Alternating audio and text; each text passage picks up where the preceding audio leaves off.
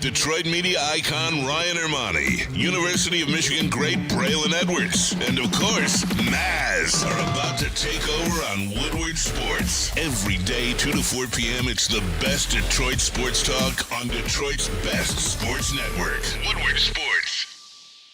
Welcome in, Ermanni Edwards with Maz. Today, it's going to be my main man, Anson. You see him rocking that Michigan State shirt. I say good day to you, sir. I say good day to you and your beautiful blue. I appreciate that. I appreciate the time Maz away is also with us. Maz, how you feeling over there in the Maz chair? I'm good, Bray. Hey, you missed it, man. We didn't get in the studio till after 1:30 today because Neil and Sam Flannel and Kenny and even James, our intern, they hijacked the studio. They would not get out. I heard that. Big D Energy till 1:30. You know why they did that? Tell me why. Because they say we get special preferential treatment. We get lemon water. We get the beautiful girls of Birmingham Rose bringing us water. We get the desk cleaned. We get everything all spoon fed to us. And KG turned us all in to Neil. I turned us in. He turned us all in. He's a turncoat. Neil decided to take a stand. I was already in. I work all 3 shows. What you want me to do? I'm not. Hey, look, man. Look, I don't want to put you in a bad spot, but man, if you're turncoating on this show, man, that's something we're gonna have to sit and talk about. No disrespect there. It is Kenny G's birthday today, so let's have KG. The big Happy birthday, the kid. Happy Magic Johnson. Yes. Happy Magic Johnson to you, sir. 32, man. O.J. Simpson. Appreciate it. I make it look good. I hope you attain all the success he had, minus a couple things here and there. Better OJ than Karl Malone. I'll say that. There you go. Yeah, no, you can't say that one. Like he's Postman is a piece of work. Yeah. Before we get into the show, obviously today is Thursday, so you know what that means. The NBA Finals will kick off tonight. The Dallas Mavericks. They're still playing basketball? It's kicking off now. Oh, good. It is the NBA Finals tonight. The Dallas Mavericks take on. It's gonna be a great series. I'm excited. Jason Celtics. Tatum and the Boston Celtics. Yeah. But before we get into that, NBA, we got some NFL, we got some Lou Riddick news about Jahmyr Gibbs. Maz, I'm gonna ask you this: what is the greatest sport feat that you have seen in person? Seen in person. Wow, I need a couple minutes to think. I saw something today. It happened on the golf course, and I'm going to ask everybody this question. I want Kenny, you to jump in. Pete, right. James, I see you over there, and then obviously Anson Wells. My dad did something today that I have never seen done. Stanley Edwards. This is Big Stan. Shout out to Big Stan, who's still on the course right now. We were 14 under after 15, and I had to leave, but the rest. I asked you that question before I tell it. Or should I tell the story? Let's hear the story. I'll set you up. Set the bar, okay? All right, I'll set the bar. Hole in one from 350. That wouldn't be a hole in one because there's no 300-yard hole in one anywhere in the world. But that shows you how much I know about golf. But it's not bad though. Hole in one is part of it. I mean, there's a hole in one. There's maybe a perfect game. There's maybe albatross. There's a cycle in baseball. There's maybe whatever Hat trick in hockey, hat trick in soccer, trip dub, maybe quadruple double, more so for the NBA is quadruple dub. Albatross, I've never seen in person. Yeah. I've never seen him. I've never heard of albatross. Albatross Maz is if it's a par 5, there you go. Yeah. Double eagle. You get it in 2. It's a double eagle. Yeah. So I've seen a hole in one. I've been close to a hole in one. I've seen people get hole in ones. Pause. Like I've seen that on the golf course. I've seen quarterback pass for 500. I've seen 7 touchdowns. I've seen Eli Manning and Drew Brees do it. I've seen a lot. I've never seen an albatross, and I almost believe that an albatross is better than a hole in one. Set you up. Par 5, number 6 out of Northville. Shout out to the course at Northville. It was in immaculate shape, immaculate condition. But we played scramble, Maz. So my tee shot got us out there. We're about 210 away from the green. My dad takes he has a hybrid bump and run 6-iron that he uses. Hit it. Say, oh, this is a good shot. It's nice. I said, Dad, it's in there. Should be a smooth shot. Should be right on the fringe of the green. Maybe a little further or right before you get there. Be a good shot. We'll figure it out. Couldn't find the ball, could you? I always wanted this situation to play out where you go up, you're looking for the ball, you can't find the ball, and somebody suggests, hey, why don't you look in the hole? Oh, no. So John from Bridgewater, shout out to Bridgewater, my man Mike Mojito, who ran track at USC, does well in the financial game now himself. those guys are walking around, Maz. They're looking around the fringe. They're looking around the rough. They're looking at the back. Maybe it rolled off. Dad goes in the back. He looks down the hill. He's looking down to see if it's in the woods. And John says, maybe it's in the hole. Don't you know, Maz, from 210 out, big stand. Come on. He put it in the hole, man, for an albatross. But wait a second. Father-son albatross. It was a father-son albatross. That's an even bigger deal. I got the drive. And then, well, we're close. You should win. You should win. Tournament's over. It was amazing. Like, legitimately, I got the drive. He hits the shot in, and, John goes in. He plucks the ball out. You find the ball. And it was just amazing. You dream of moments like that. I wish he had the drive, too. I give him the full credit. But it was an Edwards albatross. It's the first one I've ever seen. And almost to the tongue. Albatross is a little more impressive than a hole-in-one. I could be wrong, but you need I think a perfect drive. Yeah, you do. And then you need a hole-in-one. An albatross is absolutely the hardest play in golf, period. And to see it, it wasn't any extra shots. It wasn't any mulligan shots. It was a drive. My dad went up there. We're trying to figure out what we're going to use. Got Mike's over there using this. He's using the rangefinder. He's like, I think it's about. My dad just hits the ball. Leave the club in the bag. My dad plays ready golf. He goes up there. He hits the ball. Ball goes in. We find out. The only thing about it, KG. Yeah. Is you want to see it go in so you can have the reaction. Yeah. Like there wasn't a reaction. There wasn't, there's one high five because we didn't know that there was actually an albatross that had just taken place. So shout out to Pops. First albatross I've ever seen. Now that you know the premise, KG, Maz, Pete, James, Anson, feel free. Best sport feat that you saw in person. This is tough for me because I haven't really seen a lot in person. I almost saw a TV counts. If you saw it live, if you saw it live as well, I give it to you as well. That's a lot. Come back to me. TV, Reggie's 3 home runs on 3 pitches. Oh, nothing beats that. Yeah, to me, nothing. In the World Series, what was that? 71, 1977. 77. I had 77. 3 pitches from 3 different Dodger pitchers. Yeah, it was nuts. 3 home runs by Reggie Jackson. Y'all went the same way too. Game 6 of the World Series to win the World Series. The last one went into the batter's eye, which is like 460. Yankee Stadium. Yeah, Reggie Jackson was no joke. And to me, that's unbelievable. And you saw that, I know you see everything. 3 pitches. Three pitches, 3 home runs. Wow. Yeah. And you saw that live. Top that. I've seen it on replay, but I can only imagine live. Because live, it's got to be, all right, that's 1. I mean, that's Reggie. This is Reggie's doing. He's heating up. Yeah. Okay, that's 2. He's not going to do it a third time. He does it the third time, 1977 against the Dodgers. Yeah. That was a hell of a rivalry. To win the World Series. Yeah. That's why he is and forever Mr. will October, be baby. Mr. October. And so well as I turn to you. Well, I've seen a lot of basketball games. Trouble with the snap. Now, I worked at a golf course. That wasn't a feat. I worked at a golf course for almost a decade, doing water in the mornings. We would ice and water all the water jugs.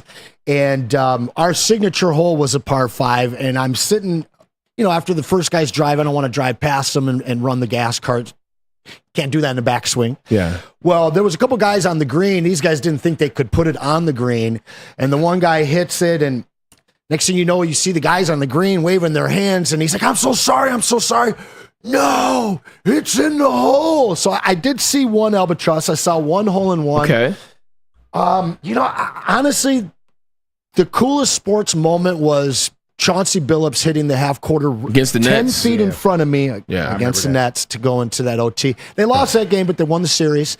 I'm struggling for truly a magnificent moment that I was right there in front of. That's the one that's standing out. It's not bad at all. I saw that one live as well. I was there, and what was that, 2003? Yep. Yeah, that was it was an 03 season. That was...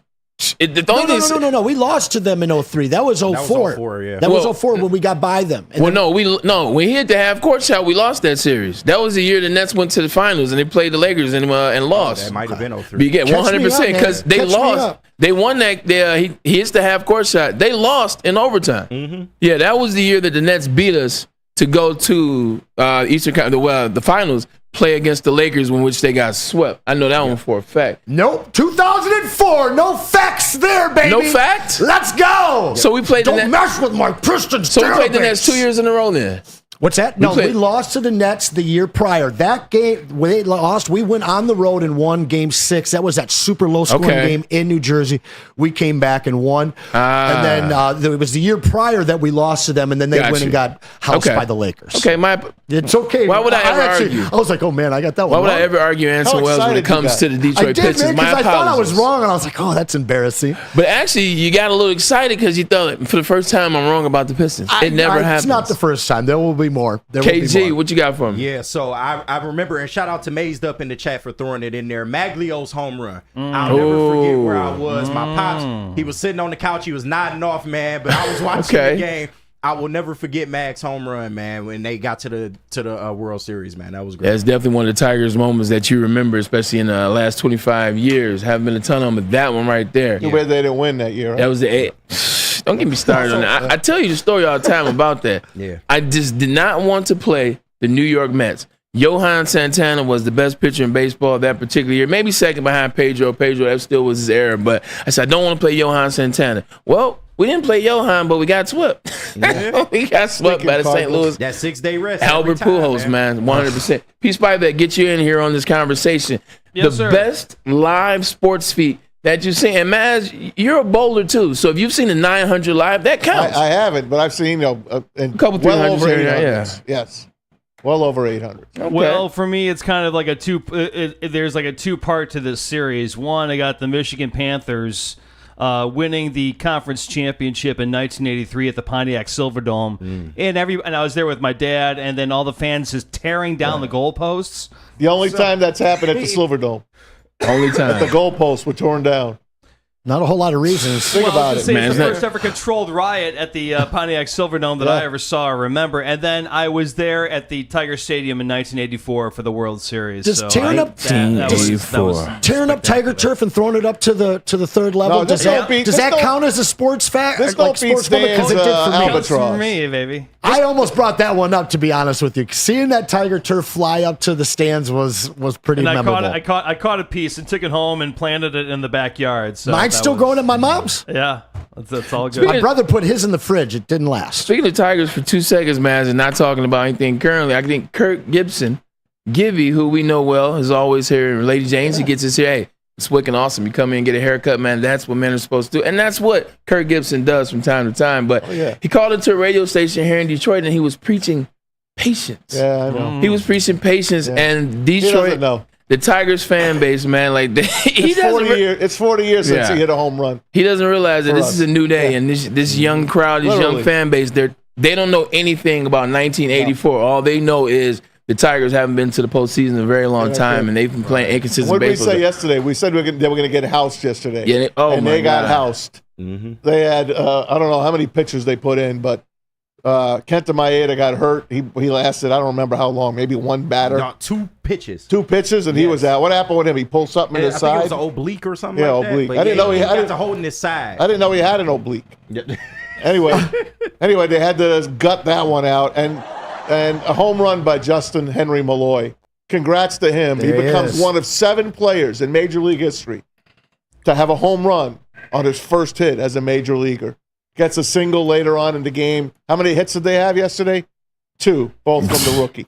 It's crazy. And that's what you like to see, man. Like it was great to see they zoomed in on his parents, so you got a chance to see the whole moment. It's always good. Too bad the Tigers couldn't come up with the win. But hey, look, they won. Zach McKinstry pitched the last 2 batters with those eephus pitches. That was the best part of the game between Malloy's home runs and Zach McKinstry throwing two outs in the 8th inning, because you got to bring those infielders in to throw pitching because they ran out of pitchers. Yeah, they get the Brewers coming to town starting tomorrow, so that'll be fun.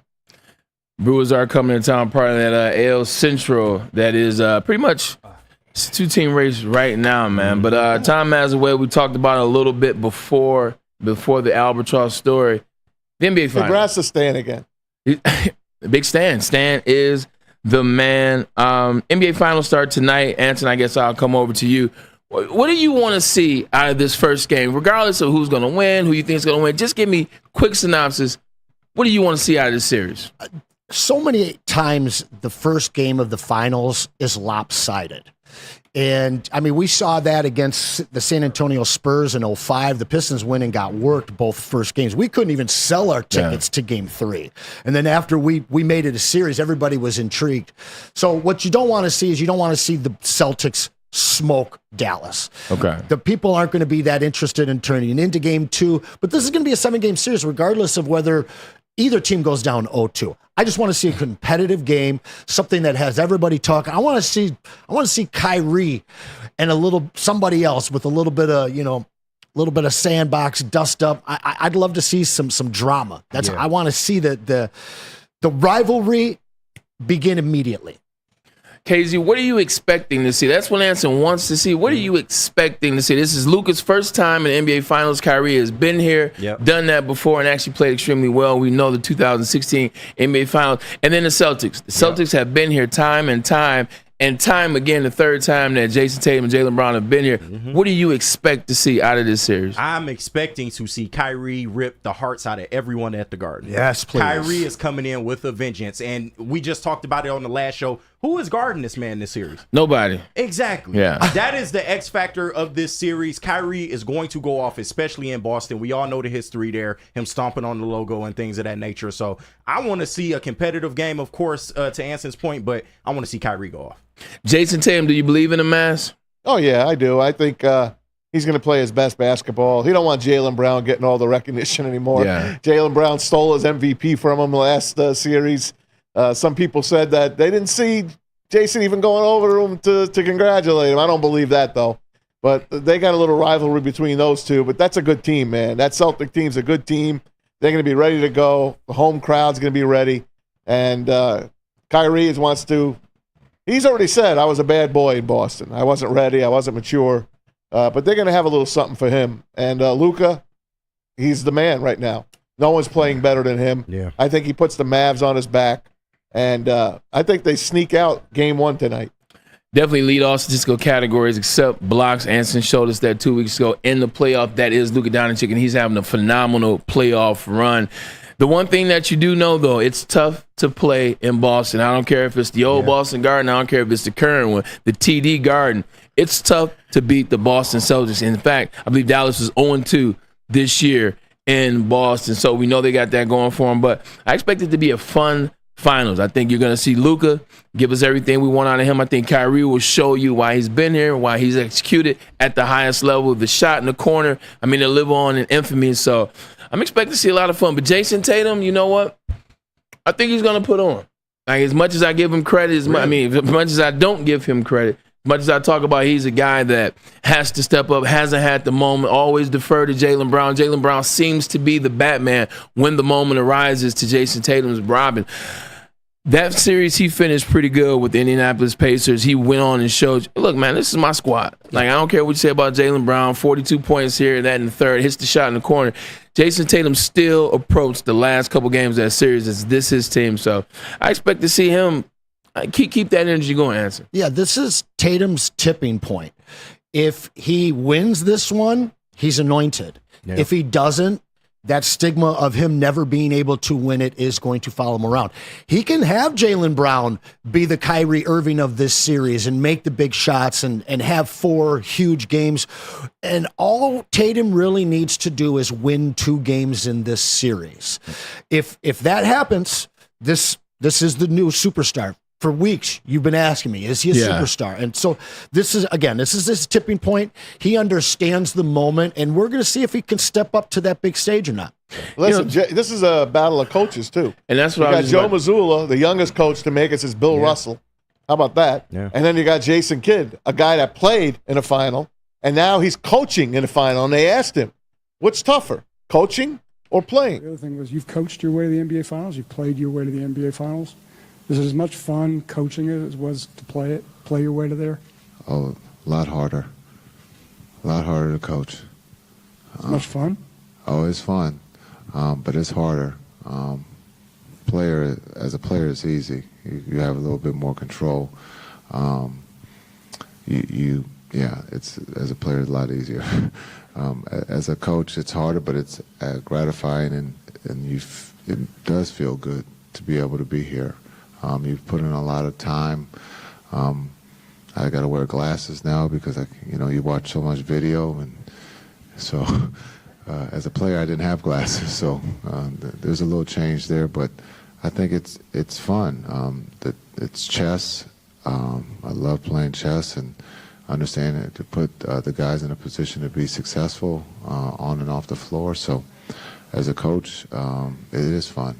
It's a lot harder, but you have to enjoy it because you're never guaranteed to be back here. And that's as a player too. In 11, that was the last, we felt we could do it again, but we never made it back. And those are wise words from Jason Kidd. Enjoy it. You never know if you'll ever be back there. Jason Kidd went twice. He lost with the Nets, and he won in 2011 with who? The team that he now is in coach of, the Dallas Mavericks. And he said it's harder to coach than play. Maz, it is harder to coach than play. And I've never coached at a high level like Jason Kidd. But just watching from the stand sometimes at Michigan games on the sideline or coaching Little League football, you can't go out there and be the one making the plays. The information that you have in the head, the skill that you have, you can't implement it because you're not a part of that roster. You can't go out there and fix the things that you see. You can only help guys, put guys in the right situation, and hope that they can go out there. But he does have that cachet, and I think that's the big thing when you look at the Mavericks. Yeah, Luka's first time. Yeah, young squad. But you got Kyrie, who could have been MVP of the 2016 Finals, and then you got Jason Kidd, been there twice and won once. That experience, it's going to help them out tremendously against this Celtics team, who they actually have a couple guys on the team that actually have won NBA Finals. Yeah, this is not the matchup that anybody expected. I think everybody saw Boston getting here, but not really anybody outside of New England wanted them to be there.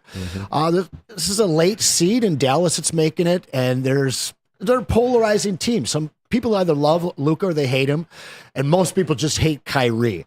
But now you're seeing these two teams get there. There's a certain amount of experience with Boston, maybe not with the actual championship, but you've got that experience between J. Kidd, and you've got that experience between Kyrie. But you just have this intrigue of Kyrie returning. Are they going to, and there's two superstars that are ready to be anointed with a ring here. So not the two teams at the start of the playoffs that I would have asked for, but I am super excited about this finals, more so than I have been in a few years. Yeah, one of those teams is Dallas Mavericks, they've been gelling together at the right times. They started gelling at the end of the season. They really gelled in the playoffs, and you saw what they did in the Western Conference Finals against a guy that we were ready to anoint. We were ready to anoint Ant-Man. Next up is his turn. It's his league. He's the face. He's going to go. Well, not so fast. Luka Doncic. Luka actually talked about the chemistry of the Dallas Mavericks. Here's Luka on the chemistry. Team feel different for you prior? Does chemistry feel different, or the bond or brotherhood? From when? Other teams that you've been part of. I mean, always had that 2022 run. We had great chemistry. We stayed together, and I feel the same thing with this team. We've been together for like 4 or 5 months. And we made the NBA Finals. Like I said, it's been really hard. But, like I said, we deserve this. And our chemistry is great. And we stay together. Hey, man, this guy's playing at the peak of his game. He's almost unguardable. And I remember the one play he made against Minnesota when they were trying to come back. Which one? Yeah, we're trying to come back in one of the games. And he throws up a three-pointer, gets fouled, sinks the three, and then he misses the free throw to get within 2 points. And I know that broke his heart, and they wound up losing that game. That was the only game Minnesota won. That would have been the sweep, basically. It would have been the sweep. This guy right now, he's unguardable. I don't care what you do with this guy. I don't care how good Boston is on D. This guy is going to get open. This guy is going to get his 30 and then some. I expect huge things from him and Kyrie this series.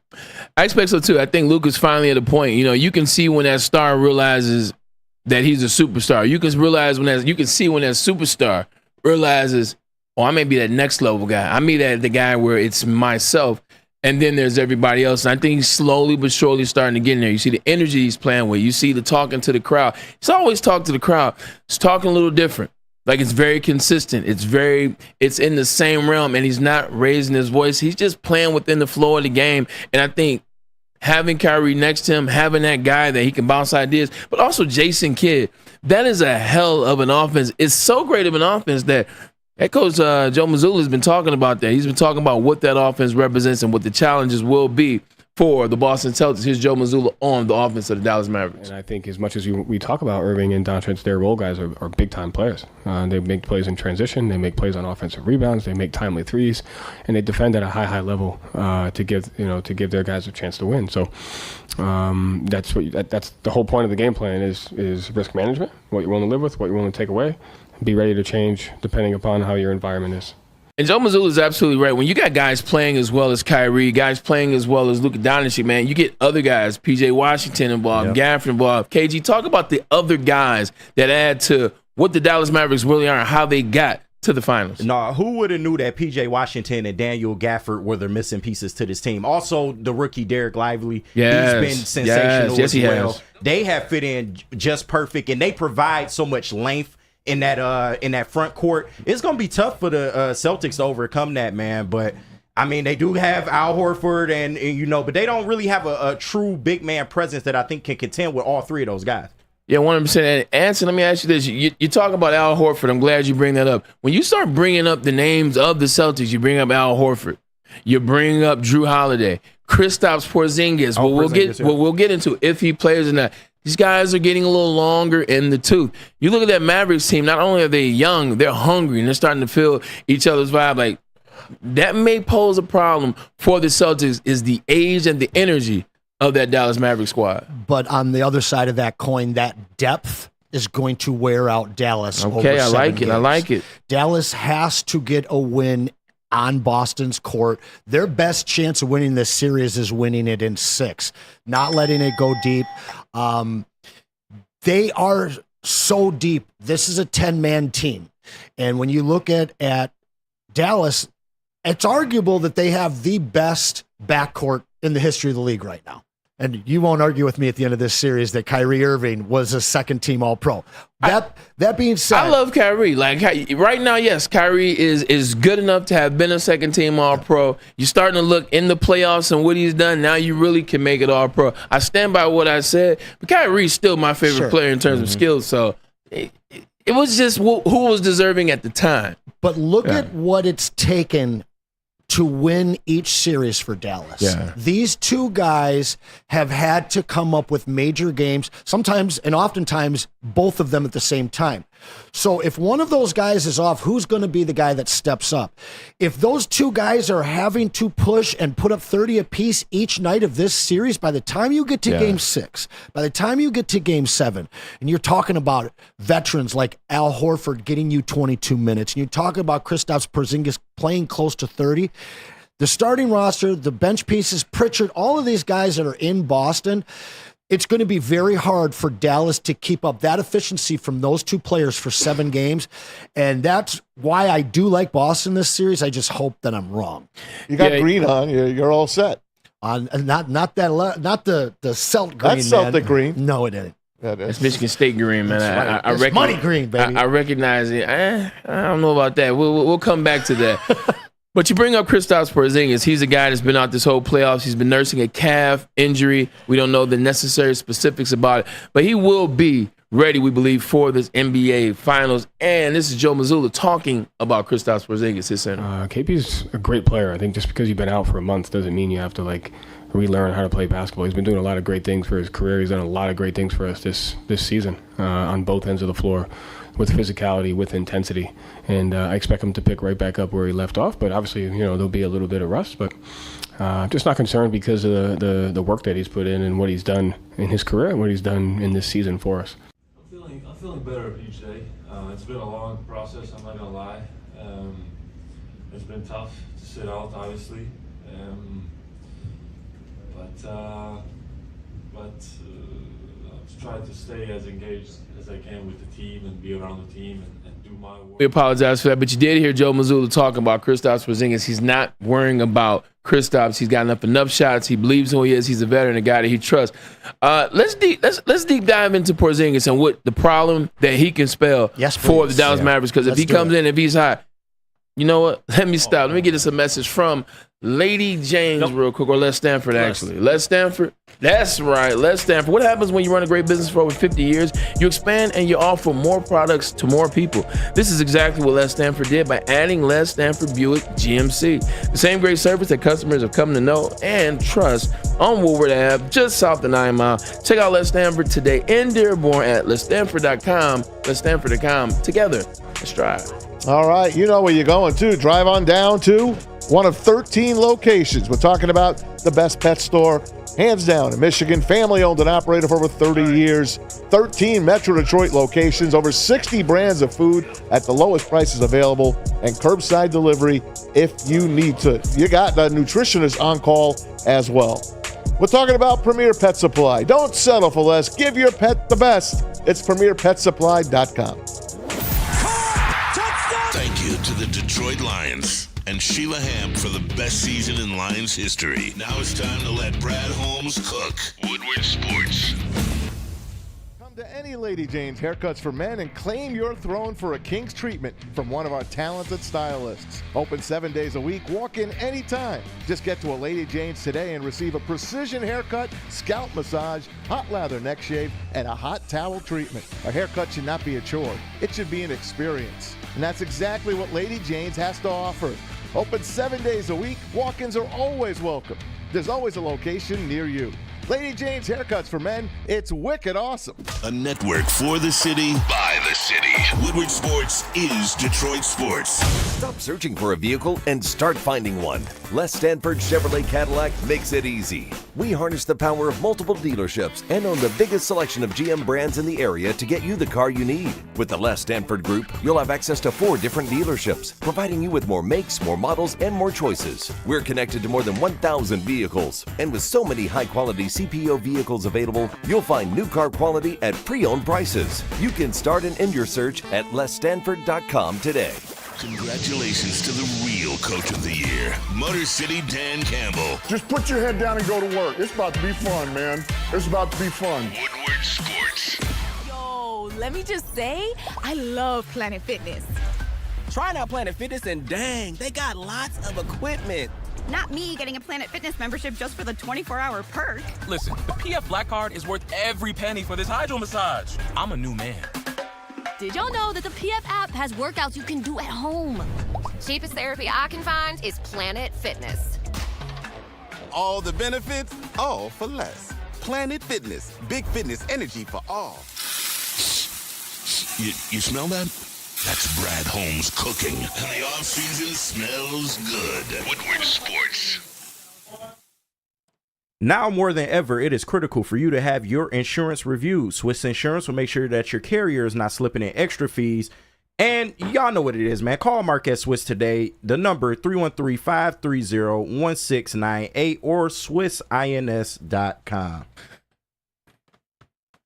Make sure you always call my man Mark at Swiss because he gets the job done. Yes, Welcome in Anson and Edwards today. How about that? How's that sound? Your name Wells is so and Edwards. good. Maybe Braylon and Anson. Braylon and Anson. It's just such a good first name. All right, I take it. Braylon and Anson. Tom Azaway, my man KG joins us on his 32nd birthday. Peace back. Also, and then the interns J and J with us.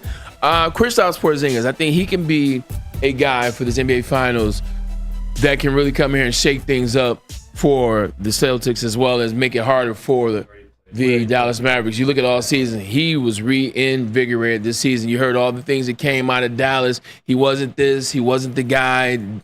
Luke and him didn't like each other. He didn't want to put in the work. We don't know what's what, but what we do know is when he got with the Celtics, somehow Joe Mazzulla and Jason Tatum and that team and Drew Holiday, they were able to get the best version I think we might have ever seen of Kristaps Porzingis.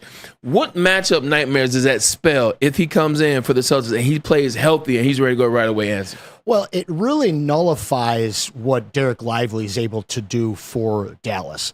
Porzingis is one of the best stretch fives in the NBA, period. Lively is not a guy that likes to operate far away from the basket, and he is, you got to say Luka's their best rebounder, but for a guy that's supposed to be around the hoop, that's their number 2.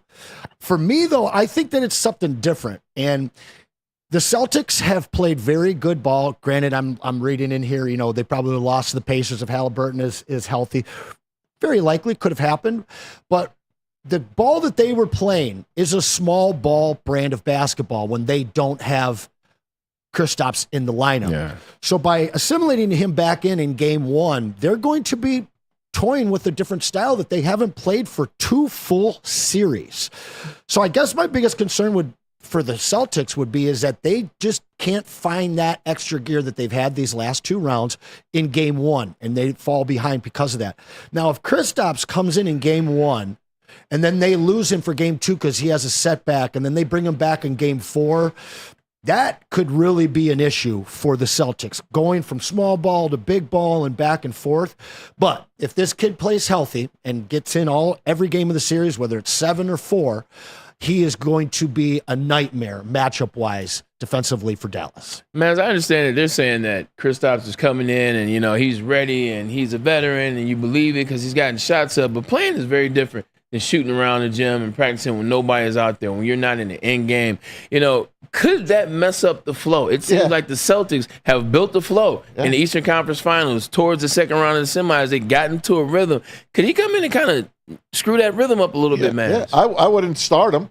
Yeah. I mean, you got to bring him off the bench, right? You will think. That's it. If anything, he could just be a specialist for you.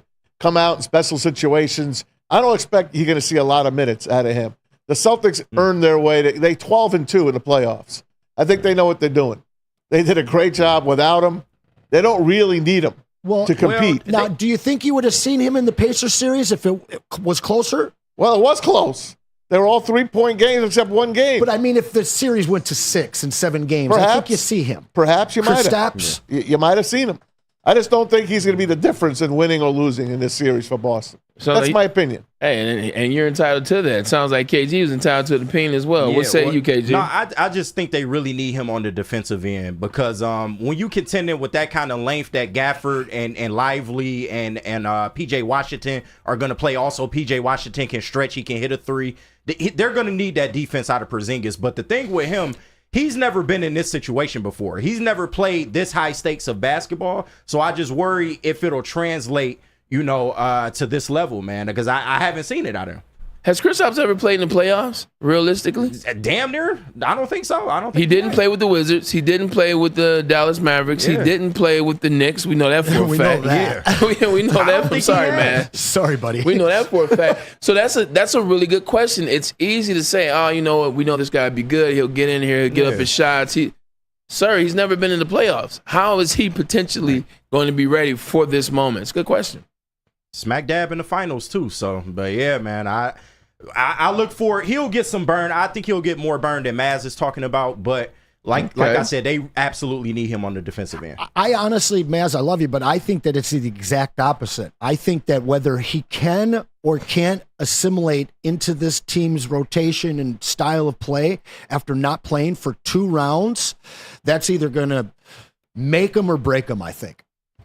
Does the series go 7? You don't have to tell me who's going to win. Does the series go 7? After only 9 games of conference finals, right? We're getting 7. All right, final games. 7 says Anson. KG 6. And who you got? Dallas. Ooh, I like it. And the only reason I'm giving them 6 is because Porzingis may play. If not, Dallas in 5. Tom Mazaway. Wow, it's going 7.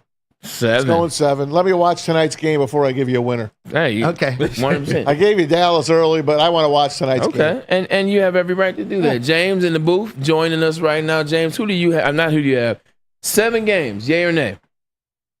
I'm going to say yay. I got Dallas, and I got Kyrie Irving winning Finals MVP. Excited to see Kyrie versus that Celtics. Because I think they're magic. building up that rivalry and what happened with Kyrie in Boston and how he left and what was there and the saging and blah, blah, blah. Yep. But I think it's not going to be about that at all. I think that water has already gone under the bridge. That has already subsided. I don't think you really will see that play out, but I could be wrong on that. What, the Kyrie in Boston? Yeah, 100%. I got buddies in Boston that I were talking to today, and they just hate him. Yeah. So whether the players remember the whole deal or not, because there's only a few there left, The fans certainly will, and that energy will transfer to the floor. It might take a game or 3 or a hard foul or 2, but best believe you're going to see plenty of drama in this series. Yeah. He stumped on the logo. I mean, come on now. They'll never forget that. It's going to be fun. Like, it definitely is going to be a fun series. Stay with the NBA for a second.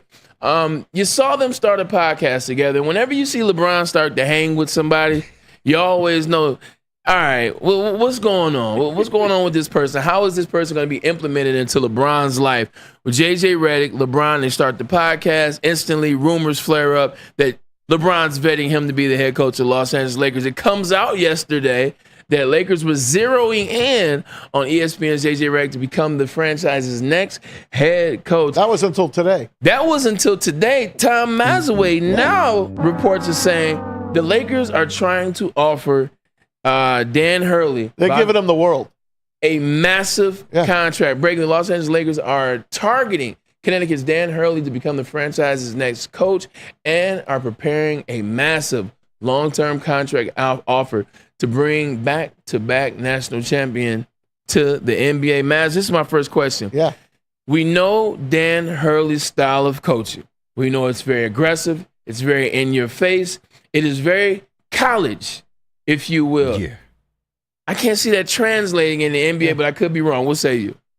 The reason they're getting him, first of all, he's a big name. And he's a great coach. What else can he do in UConn? Everybody wants to coach in the NBA when you're coaching. Don't tell me Gino Auriemma wouldn't want to coach in the NBA. He coaches the UConn women. Gino went to Caitlin Clark's back yesterday. You saw that. He did. He said they got to start targeting her. I'm thinking LeBron wants Dan Hurley for one reason, to coach up his kid, to coach up Bronny. Okay. Because I believe the Lakers will take Bronny, either in the first round at the end or move up and get him in the second round. And who better to coach a kid that really don't have any experience than Dan Hurley? Just my opinion. I read some things about it, and it kind of got me thinking, other than that, going to get a college coach to coach in the NBA, it usually flames out. Yep. It usually flames out. Yeah, I mean, you look at Rick Pitino, you look at Billy Donovan, John Beilein. John Beilein. I feel like John Beilein took that job just to say he coached in the NBA. Yeah. Like that Cavaliers team, they couldn't do anything at the time. But to your Money point, talks, too. John Beilein, money does talk. I can't see it happening. I can't see it working. You look at what he was and what they've talked about. He said it time and time again. His coaching staff, like, look, you're going to get the brunt of this conversation. We're not easing up on any words. Nobody's better than anybody else. We're not treating this player a little like this. We're not letting you take days off. It's not about the NIL. And this is in college.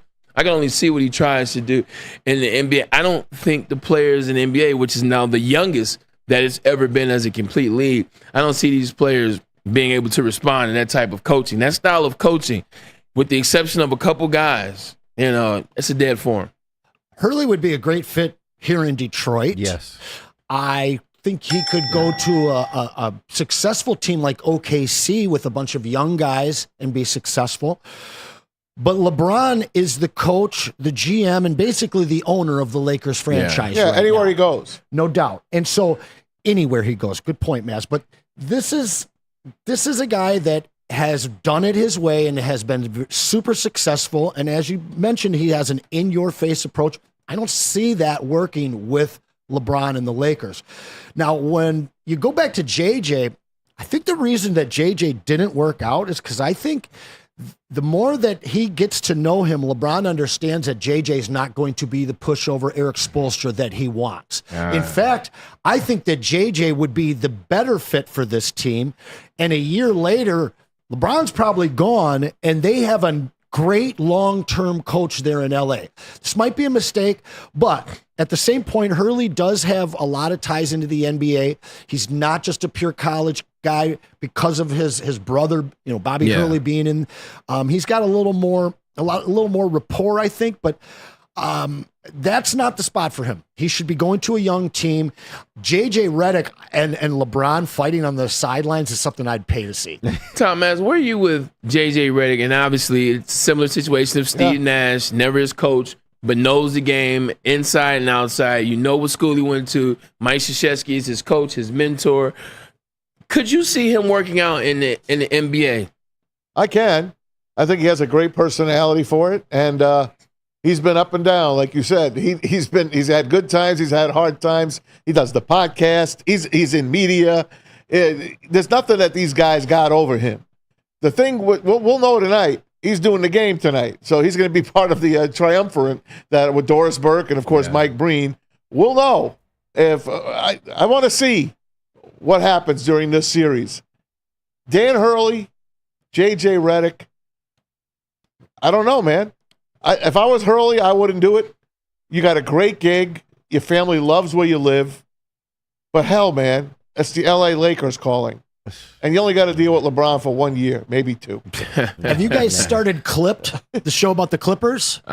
No, I want to watch that. I watched first episode last night. Wait till you see their new arena. There's a story about the Clippers. Lakers one. Lawrence Fishburne is Doc Rivers. And it's Say less. so good. What is it on? It's on FX, so you know it's good. And, FX don't miss. and they tell the story how they. See, that's what I needed. Right Doc there. was pushing for JJ, met with him privately, and got him on. And Donald Sterling meets him. He's all upset. He says, "I thought he was black."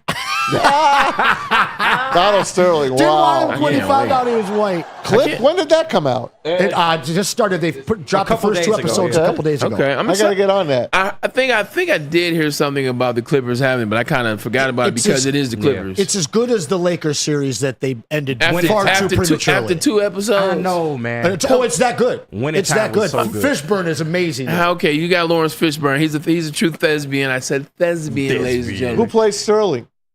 Oh, Al Bundy, bro. No. Al Bundy. Oh, wow. He's fantastic. And O'Neal? Yes. You know Oh, it's wow. I love it. It's really good, man. I'm telling you, through 1 episode, I'm putting it right there with the Lakers series. It's that good. All right, well, look, man, I trust Anson Wells. I trust Lawrence Hell Fishburne, yeah. so I'm definitely going to give that a shot. Now, Man, when you do we hear get about the Pistons series? That's all I want to Listen, know. they have a Better dome play. coming out. They have a new arena that's going to open up this year. saw that. It's called the State Intuit Dome. of the art. I saw It that. is so smart of a dome. First of all, they got the scoreboard that goes all the way around the rink, around the arena. Each seat has on electrical socket. Yes. It's temperature control. Not only that, when they do a contest, the stadium scoreboard can figure out who was the loudest section. Oh, yeah. And then Very cool. a robot comes out of the freaking scoreboard and shoots T-shirts exactly to that section. That's crazy. So they have like a jet thing, whoop, right to that section. So then there would be no need for Tom Gorse anymore. No, right? there's no. Tom Gorse can never have that arena. He'd be just nothing to do. He'd have nothing to do. I had to take that shot. I had to take that shot, Maz. I don't blame you. Just like ESPN had to take a shot at the NBA, and it seems like they're about to ink that $76 billion deal. Take us through it, Maz. All right. Yep. We've been listening to it for about a month and a half now. TNT $76 going to bat. billion. We got to save Inside the NBA. We got to save that show. Yes. But it looks like TNT might be on the outside looking in. NBC, Amazon, and ESPN will have the games. A lot of NBC's games, they're going to get like 100 games. Half of them will be on Peacock. Be ready for Peacock, guys. But now today, Front Office Sports puts out something that TNT is trying to sneak in the back way, the back door. Pause. And they might get themselves a package out of this as well. It might be a 4-network deal. Love so that. TNT ain't out yet. Now, when you say they're not out yet, does that mean that the show Inside the NBA still has a chance to be on? Yes. That's what you need. Like, just find a way to keep that nucleus. Like, you got to have that show. The NBA is not the same when you don't have Charles Barkley, Kenny Smith, Eddie, and Shaq. When you don't have those 4 guys on that desk talking about it's not the same game. Yeah. That's Nothing not the lasts same game. forever, but that would be something truly hard to just never see TNT again. is still at the table. And like I said, they bought college football now. They're sharing it with ESPN. They're going to share the playoff with ESPN, so they put a lot of money into that. But they saved enough money in their coffers to maybe get a piece of this NBA deal, which would be really nice to keep TNT. Throw them a crumb, man. They've been great. What is a piece? What is that equivalent to? Just regular Some season? regular playoffs? season and playoff games is what they're saying. They are still at the table negotiating. That is a fact. I'd like to add something here that All right, has bothered me for basically my whole life back to when I started VHSing games. How much would you pay to have 90 days of access to every game the Pistons played in 1988 or the year of your choosing? Because I would love to watch the 1971 Lakers. I would love to see the conference finals against Lou Alcindor. I would love to watch the whole 04 Pistons team and have access to any game that I want. Why are we only allowed to watch the exact same games on ESPN History, whatever the channel is? Why can't we watch full games? Why can't I go and choose on NBA Flicks? I want to watch that game. You remember the Gilbert Arenas, Chauncey Billups, 03 war, like these guys pulling up from 30 over and over and over. I want to watch that game. I would pay. What would you pay? Would you pay $100 to have access to those games for even a month? Matt still has all that on DVR. Listen, man. Yeah, he does. If I still had TiVo, my, right? if I had my original TiVo or my last Infinity box, Xfinity box, I had a million games on there. I bet. I would pay. I loved when ESPN Classic came out years and years ago. That was my favorite channel. Yep. I would watch old games every single day of my life if I had the chance. Like you said, man, you are hitting me right in the right spot, Like, man. what that year- is right up my alley. So who would it be? What year? What team? Yankees? Who is it? No, I want to stick with basketball right now. Okay. We're talking basketball, and I loved when you said the 71 Lakers. Oh, man. I would have taken the 70, 71, and 72 Knicks. Yeah. Because they all played against each other. And you Lakers, grew up on that. the Bullets. Yeah. I mean, come on, man. Lou Alcindor as a Buck. Yep. They win their only championship then until Antetokounmpo won his. I love those days of basketball. To me, they filled me up. I just loved them so much. I'm still one from you, man. Wilt Chamberlain, come on. I think I'm still one from you. Look, Jordan's my favorite. I know it's blasphemy being that I'm from Detroit. I understand that, but I stick with it.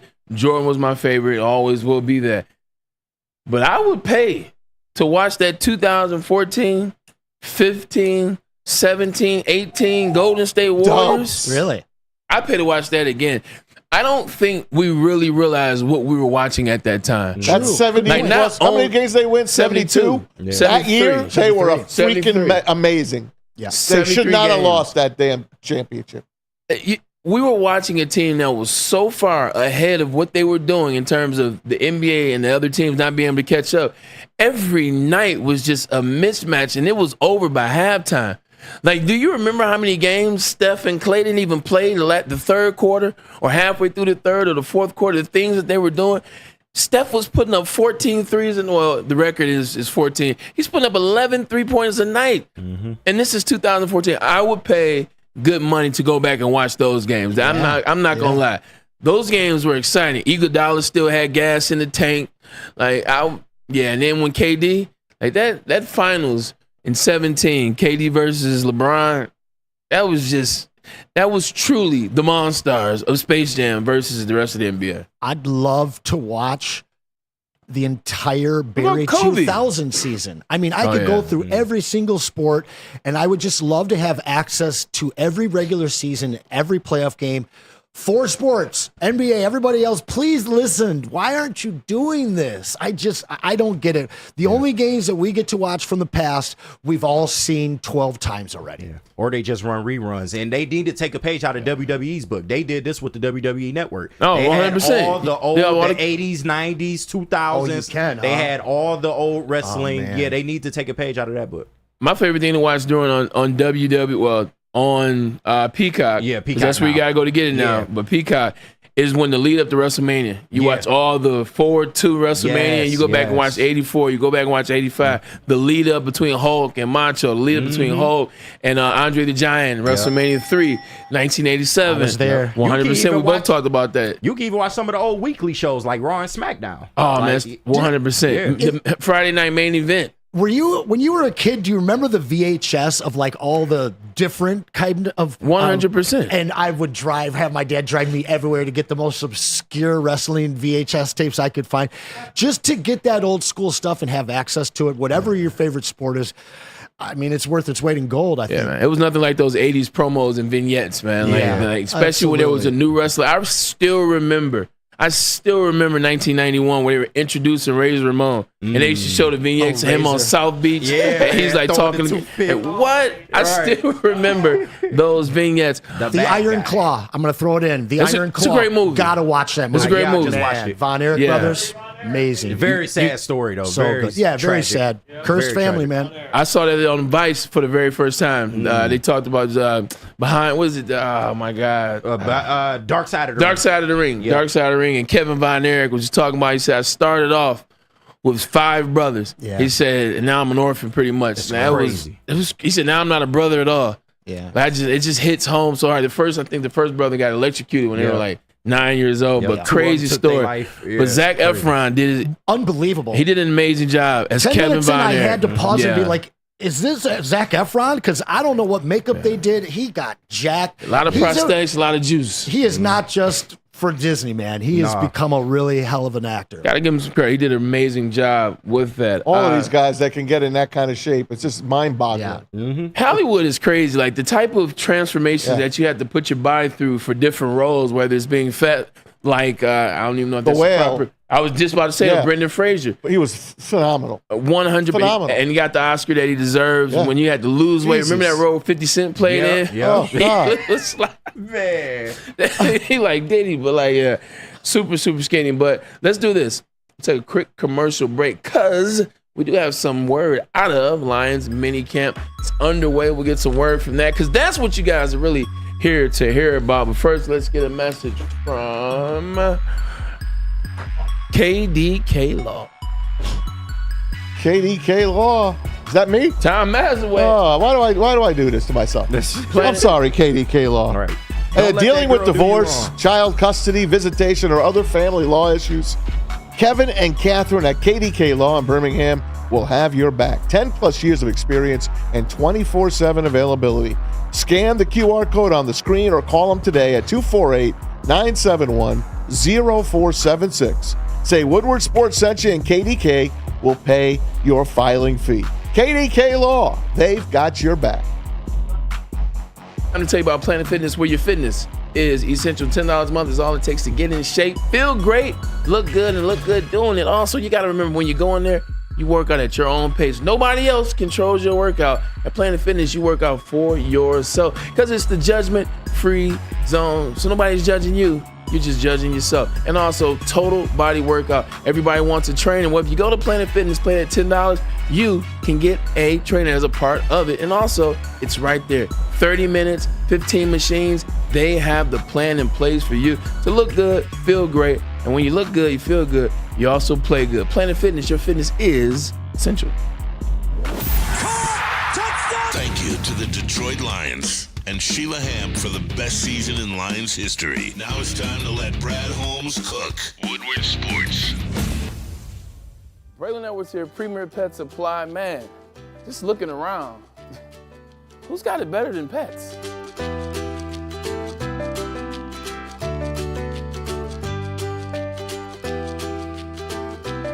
Come on, a baby stroller for Coda?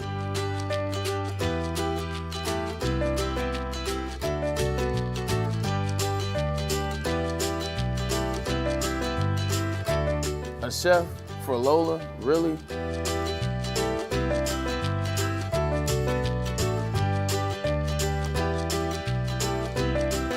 You don't have to tell me who the real boss here is. Who's got it better than pets? Nobody, especially here at Premier Pet Supply. For over 30 years and more than 13 locations, Premier Pet Supply has everything that your pet can dream of. And guess what? It's all under one roof. Premier Pet Supply, family owned, operated, and proud to call Metro Detroit home. Check out premierpetsupply.com or scan the QR code today. Who's got it better than pets? Nobody! A network for the city, by the city. Woodward Sports is Detroit Sports. Come to any Lady Jane's Haircuts for Men and claim your throne for a king's treatment from one of our talented stylists. Open 7 days a week, walk in anytime. Just get to a Lady Jane's today and receive a precision haircut, scalp massage, hot lather neck shave, and a hot towel treatment. A haircut should not be a chore. It should be an experience. And that's exactly what Lady Jane's has to offer. Open 7 days a week, walk-ins are always welcome. There's always a location near you. Lady Jane's Haircuts for Men, it's wicked awesome. The most talked about Detroit media by other Detroit media, and we love it. It's the Woodward Sports Network. Yo, let me just say, I love Planet Fitness. Trying out Planet Fitness and dang, they got lots of equipment. Not me getting a Planet Fitness membership just for the 24-hour perk. Listen, the PF Black Card is worth every penny for this hydro massage. I'm a new man. Did y'all know that the PF app has workouts you can do at home? Cheapest therapy I can find is Planet Fitness. All the benefits, all for less. Planet Fitness, big fitness energy for all. A ton of fun, a ton of sports, and a ton of man meat. Welcome to the Woodward Heavyweights, live daily 5 to 7 p.m. on Woodward Sports. Awesome is when a guy can be a guy and get an amazing haircut. That's Lady Jane's Haircuts for Men. Stop in, sit back, and relax. And let one of the Lady Jane's talented stylists make you look and feel great. Walk in anytime, 7 days a week. It is wicked awesome. Wicked. All right, second hour of the show. First one kind of flew by. Yeah, it did. It definitely flew by. Appreciate you guys joining us on this beautiful Thursday. It is beautiful out. James just had me joking cracking jokes over here. James, Eastern Michigan University, Eagles finest on the football team there. He's in the booth giving me the countdown of how many seconds I had before the read. He's like, 10 seconds. Instantly made me think I was in the football field. I'm going to start chopping my knees. Start chopping the feet. Anyway, all right, a little humor for you guys. You see the Pistons are in the news again today. Pistons are in the news again today.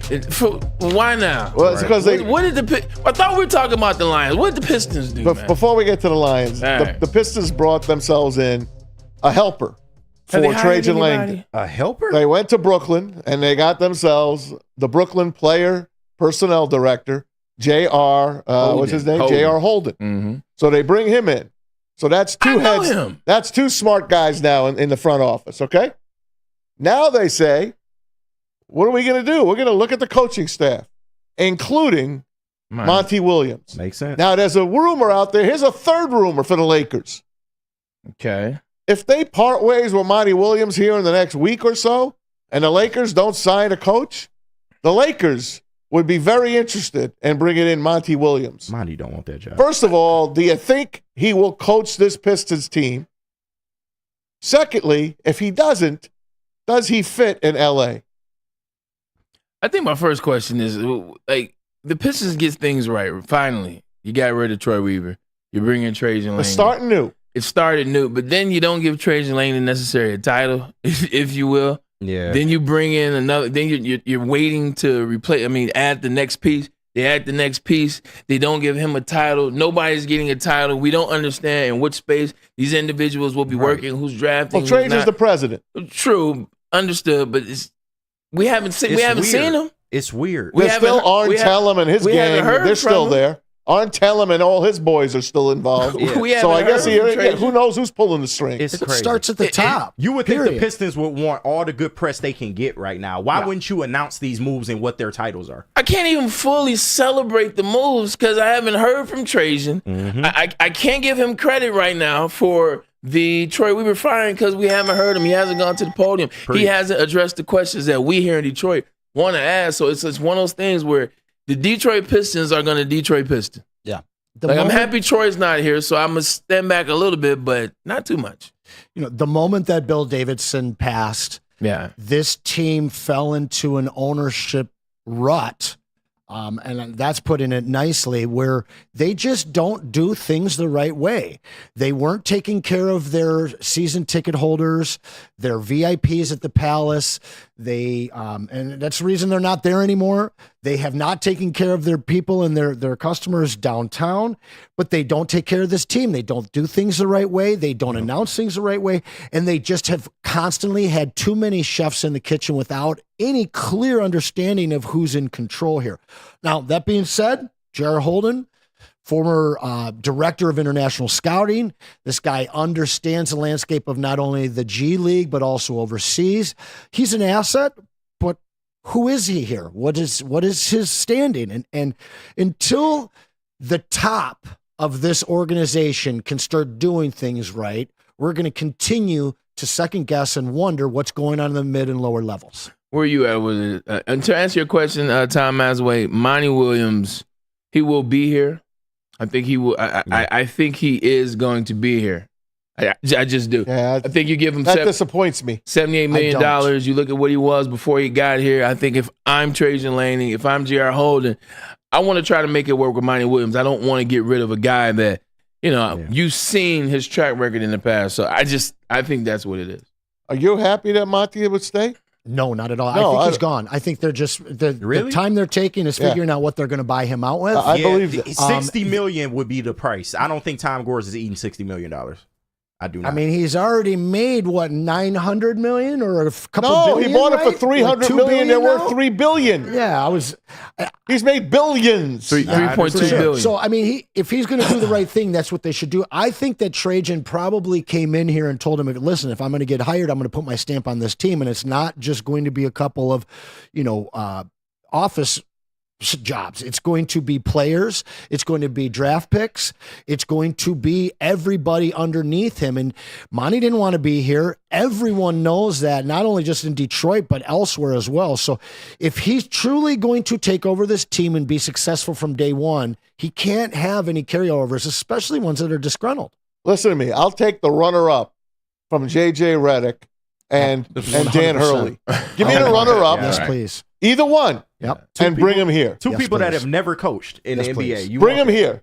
That is crazy, man. I would much rather have a solidified coach. You have one. He walked into an S show the first season. He had young players. He's not used to coaching young players. You got what makes him used to it now? Young players that can't play. Yeah, well, I wouldn't say that completely. Casey, you would have been a better coach of that team. Yes, he destroyed Asar last year. That guy was on his way to being first-team rookie, and the next thing you know, he's playing 9-12 minutes on a team that's not winning 15 games. No, I get you. I'm not saying he was perfect, but he was nothing. Under Trajan's new leadership, if he can follow the philosophy that Trajan wants, then I say keep him. Otherwise, I would say get rid of him too. But he only had 1 year, guys. 1 year with a young roster. Year that he didn't want to even be here for. I understand. He's here for the money. Man. He's here. Yeah, when you take a job for the wrong reasons, you ain't going to last. That's true. And it shows. Nobody that's never coached the Pistons or any organization. All right, then bring Kevin Ollie. Give him a chance then. The guy that was a runner-up to him the first time. Yep. You want him? Get me somebody. Yeah. Monty Williams doesn't want to be here, and I don't blame him. He's a good man. Let him go home and enjoy his family. Let him get his family together. He ain't here to coach these kids. Now, I actually agree with you, Maz, but is it fair to say that situations can change if you put the right pieces in place? You get a new president, you get a new head of personnel, you see a new system take place, you see your players buying in a little bit more often. Like, is it fair to say let's give him 1 more year? Yes. I think life isn't fair, but is this situation fair? Fair. But it's not what you want to do. Another year. It's not what I want. I don't think Monty didn't endear himself to any fans in Detroit. But I think it's more important for Trajan Langdon. If this was a guy that showed some promise and made some, was able to develop his rookies this year, then yeah, I think you keep him around. Monty's not a bad coach. He's just in the wrong situation. He does not want to coach young guys. So why would you keep him when your entire team is young guys? Trajan has an opportunity to completely put his stamp on this franchise. So let him do it. Speaking of young guys, Jahmyr Gibbs last season with the Detroit Lions had a phenomenal year, especially considering everybody questioned him getting drafted at pick 12 overall. Yesterday, you see Christian McCaffrey getting paid, extended 2 years, $39 million was his extension. Jahmyr Gibbs is a guy that the Detroit Lions tend to use a little bit like Christian McCaffrey, and there's a guy who believed in the Lions way before anybody else did. His name was Louis Riddick. Well, he likes Jahmyr Gibbs a lot. Very much. There isn't a back in the league. I repeat, ladies and gentlemen, these are Louis Riddick's words. There isn't a back in the league, and there are some very, very good ones that can match his raw explosiveness. I turn it over to you first time, Mazaway, because you love yourself some Jahmyr Gibbs, and he showed us towards the end of the year what he really could be, showed us why Alabama brought him from Georgia Tech to the Crimson Tide. Louis Riddick dropping another gem for the Detroit Lions. Yeah, I wouldn't want any other running back, and I include Bijan Robinson. I love this kid. He had made one mistake the whole damn year, and it was a busted play. They got the fumble in the NFC Championship game. But take that away, and he almost had a perfect rookie season, considering we didn't see him for the first month, basically. This kid has got it all. And this year, he is going to be he's going to be like a receiver. He will probably be receiver number 2 behind Amon-Ra St. Brown. Because once you get this guy in the open field, all bets are off. No one can touch him. He's got some of the greatest moves since Michael Jackson. He's got some of the greatest moves since Michael Jackson. I love this kid. Lou Riddick loved this Lions team. We're all on board with them. It's sky's the limit for this team. And then you got David Montgomery. You got thunder and lightning, literally, in your backfield. Man, in the words of Michael Jackson, just beat it. KG, let me ask you this. Yeah, what's up? Jahmyr Gibbs, Bijan Robinson will always be linked at the hips. Here in Detroit, it seems like players are linked, whether it's Penei Sewell and Micah Parsons, who will always be linked at the hip. Trayvon Walker and Aiden Hutchinson will be linked at the hip. Bijan Robinson and Jahmyr are linked at the hip. Right now, if you had your chance, who would you take? Would you take Jahmyr Gibbs or would you take Bijan Robinson, who saw his press conference? He says that they are planning on using him like Christian McCaffrey this season with the Atlanta Falcons. Bijan Robinson, University of Texas, you going with him or you going with Jahmyr? I gotta go Homer. I gotta go with Jahmyr Gibbs, man. He's the better back. He's proven it to this point. And now I do understand that Bijan had some factors with Arthur Smith in the last regime. For some reason, they just didn't want to utilize him down the stretch. Not as much as he could have been utilized, but I like what Jahmyr brings. He's not just a speed back. He runs between the tackles. He can make big plays. Like you said, he has those moves, man. It's so Barry-esque, man. I'm not calling him Barry Sanders, but he's Barry-esque in some of the things that he can do with the football. Also, we want to see him improve out of the backfield, catching passes as well. So I think Jahmyr Gibbs is so dynamic. I would take him. And there's nothing wrong with saying esque. I think a lot of times when you add a name, people don't hear esque. And it's like, he's not this person. Yeah. We're not saying that he's Barry Sanders, he's esque. It's like Shady McCoy. Yeah. Shady wasn't Barry Sanders, but he was Barry-esque, especially when he was in Philly in his first year with the Buffalo Bills. Coming to you, Anson. Cheap tipper, though. You said what? Nothing. Oh. Hey, he tipped FanDuel well when he lost that bet with Devin Haney, $250,000 to win, like 25 or like 50,000. Sheesh. Anson Wells, I asked you the same question. Bijan Robinson, you know what he was at Texans. You know what he was at the beginning of the year last year. Different offense, different system. Or you going to go with the guy that you saw last year in this system of Ben Johnson have a hell of a freshman season, especially the last 9 games of the season, and that is Jahmyr Gibbs. Yeah, when you look at McCaffrey's numbers as a rookie, they compare very favorably to Jahmyr Gibbs as a rookie. We can fall back on Texas tape all we want about Bijan Robinson, but the fact is what Jahmyr Gibbs did last year, 1,200 plus, basically 1,260 combined yards from scrimmage, 11 touchdowns, over 50 catches as a rookie. Yeah. Sharing the rock with David Montgomery. All right. To me, production speaks everything. I know he's in a better situation. He's got a much better, just whole team, and he had a far better offensive coordinator. But it always comes down to production. And what he did and the way that we watched him grow over the season, you watched Bijan go down. He had a hard time in that offense, hit the ground running in his first couple of games, but then you saw him kind of stall out. Jahmyr only got better. Yeah. From a fantasy point of view, if I get to have one of these guys for the next 3 years, it's an easy question. Now, if the two guys switch teams, I'm sure that Bijan would be absolutely successful here. But the proof is in the production. Got to go with Jahmyr. I think the proof is in the production. And look, man, you can talk about what happened last year. Arthur Smith got fired for a reason. Atlanta Falcons weren't good for a reason. Some of that. But to your point, we saw it time and time again once he got comfortable in this offense, and they featured him at the end of the year. He was a starting tailback at the end of the season. So as much as I love Bijan Robinson, I think the proof is in the pudding, and you would have to go with Jahmyr now. But don't sleep on Bijan Robinson. There's somebody else you maybe shouldn't sleep on is Jamison Williams. Another guy that was drafted 12th, another guy that was from Alabama.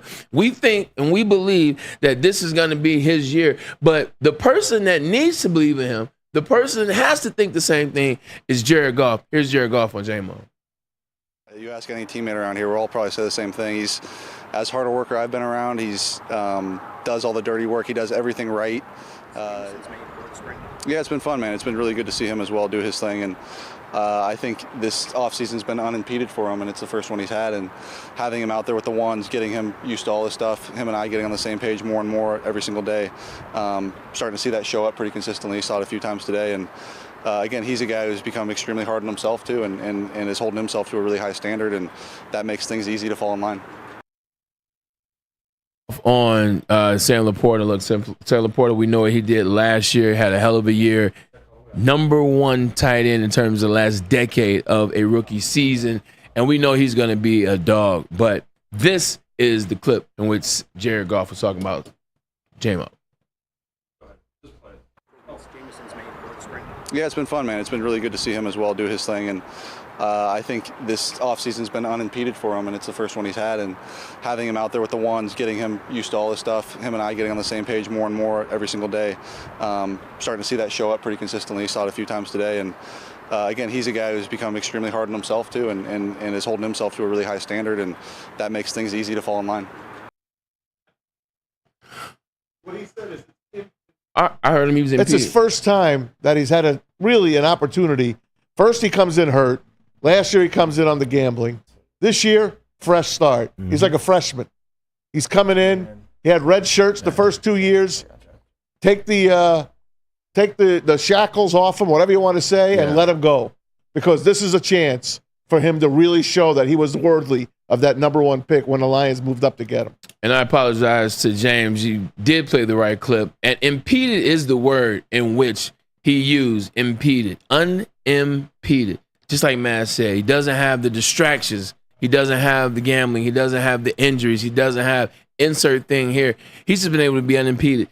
He's been able to be in that weight room. He's been able to be in the classroom. He's been able to be on the field with Jared Goff. People are seeing it now. This is the jump, and this is what we expected out of a guy. I always have gone back to this Anson Wells. Whenever J-Mo has come up, whenever the topic of him, the bust, or he's not the one, or he's immature, or he doesn't want to be here, he's not good enough. I watched that 2021 national championship game. He's pretty darn good. I watched that 2001 21. If he does not get hurt, they win that game, and that Georgia team was stacked. Yeah. Jalen Carter was on that team. Do we have to go through the list of players that were on that team? If you give him a chance, if you show patience, he got drafted to the right franchise because Dan Campbell, Ben Johnson, Antoine Randall, they've been patient.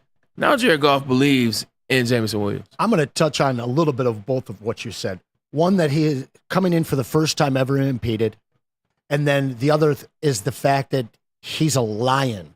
So even though he hasn't been able to fully get into the offense to start the way that you do in the offseason programs, the first few games of the year, what he has had access to is the culture. And if you watch his interviews when he was in the draft process versus the ones you're seeing right now, this is a different human being. Mm-hmm. This is a young man that has matured into a real NFL player, even though he hasn't been given the full opportunity to showcase his ability because, again, he was impeded. Now, not only are you having that fully free off season for him to truly assimilate, but he has changed, and he is a lion. You watch the kid, and he is a lion. He's part of this culture. So even though he was shortchanged a little bit, he still grew, and I think that is going to help him so much this year. I've said it a bunch of times. Him and Jack Campbell, these are the dark horses that if they play to what these two drafted them to be, this team is a Super Bowl champion. I will say it. Agreed. Yeah. And here's the best thing about it. What Jared Goff said about J-Mo is that he is hard on himself. He wants to prove to people. These guys listen. They hear the Lion fans. They hear us on Woodward Sports. They hear radio stations. They hear people calling in. Mm-hmm. Don't tell me they don't. Bray, I know you listen to some of that crap too. I did. All right? And you take some of it to heart. Yeah. This kid has taken it all to heart, and he wants to show all the naysayers out there that he is worthy of that move up by Brad Holmes. And he's going to put the Lions on another plateau and take them to the Super Bowl and win the damn thing this year. Yeah, and then too, you also got to realize, KG. Oh, go ahead, KG. No, I was about, and J-Mo even said it himself during OTAs last week. He said that he was immature and there was a lot of things that he needed to do to shed some of that stuff. And while I didn't think some of the stuff he was doing was that bad, you want to hear that type of refocusing from the guy. And I think the biggest problem with J-Mo all along was the relationship with Goff. He didn't have the best relationship with Goff. They had to learn on the fly. But you saw as the year went on, J-Mo improved. And in the NFC title game, it resulted in 2 touchdowns. I know the yardage wasn't there, but he was a big factor in that game. So now with a full offseason and training camp, and him and Jared Goff having that relationship, I expect really big things from J-Mo. I think you bring up a good point. You said, I didn't think some of the things he did were that bad. If that's the case, him coming out and saying on top of that, hey, look, man, I got to be better. Look, I matured. I was immature. I was still trying to figure myself out. Like, that's that first step. That's that type of onus. Like, when you can get players that have onus, and they're like, you know what, that's on me. That's my bad. I won't do that again. I'll get better. That's what you want to see as a fan base. That's what you want to see as coaches as well. But he's from Alabama. And I think that's a big thing we got to remember. You know who his coach was? Do you know what Nick Saban expected out of his players? Yep. Nick Saban said one time, he said, I deal with high achievers. He said the standards. Are your standards too high?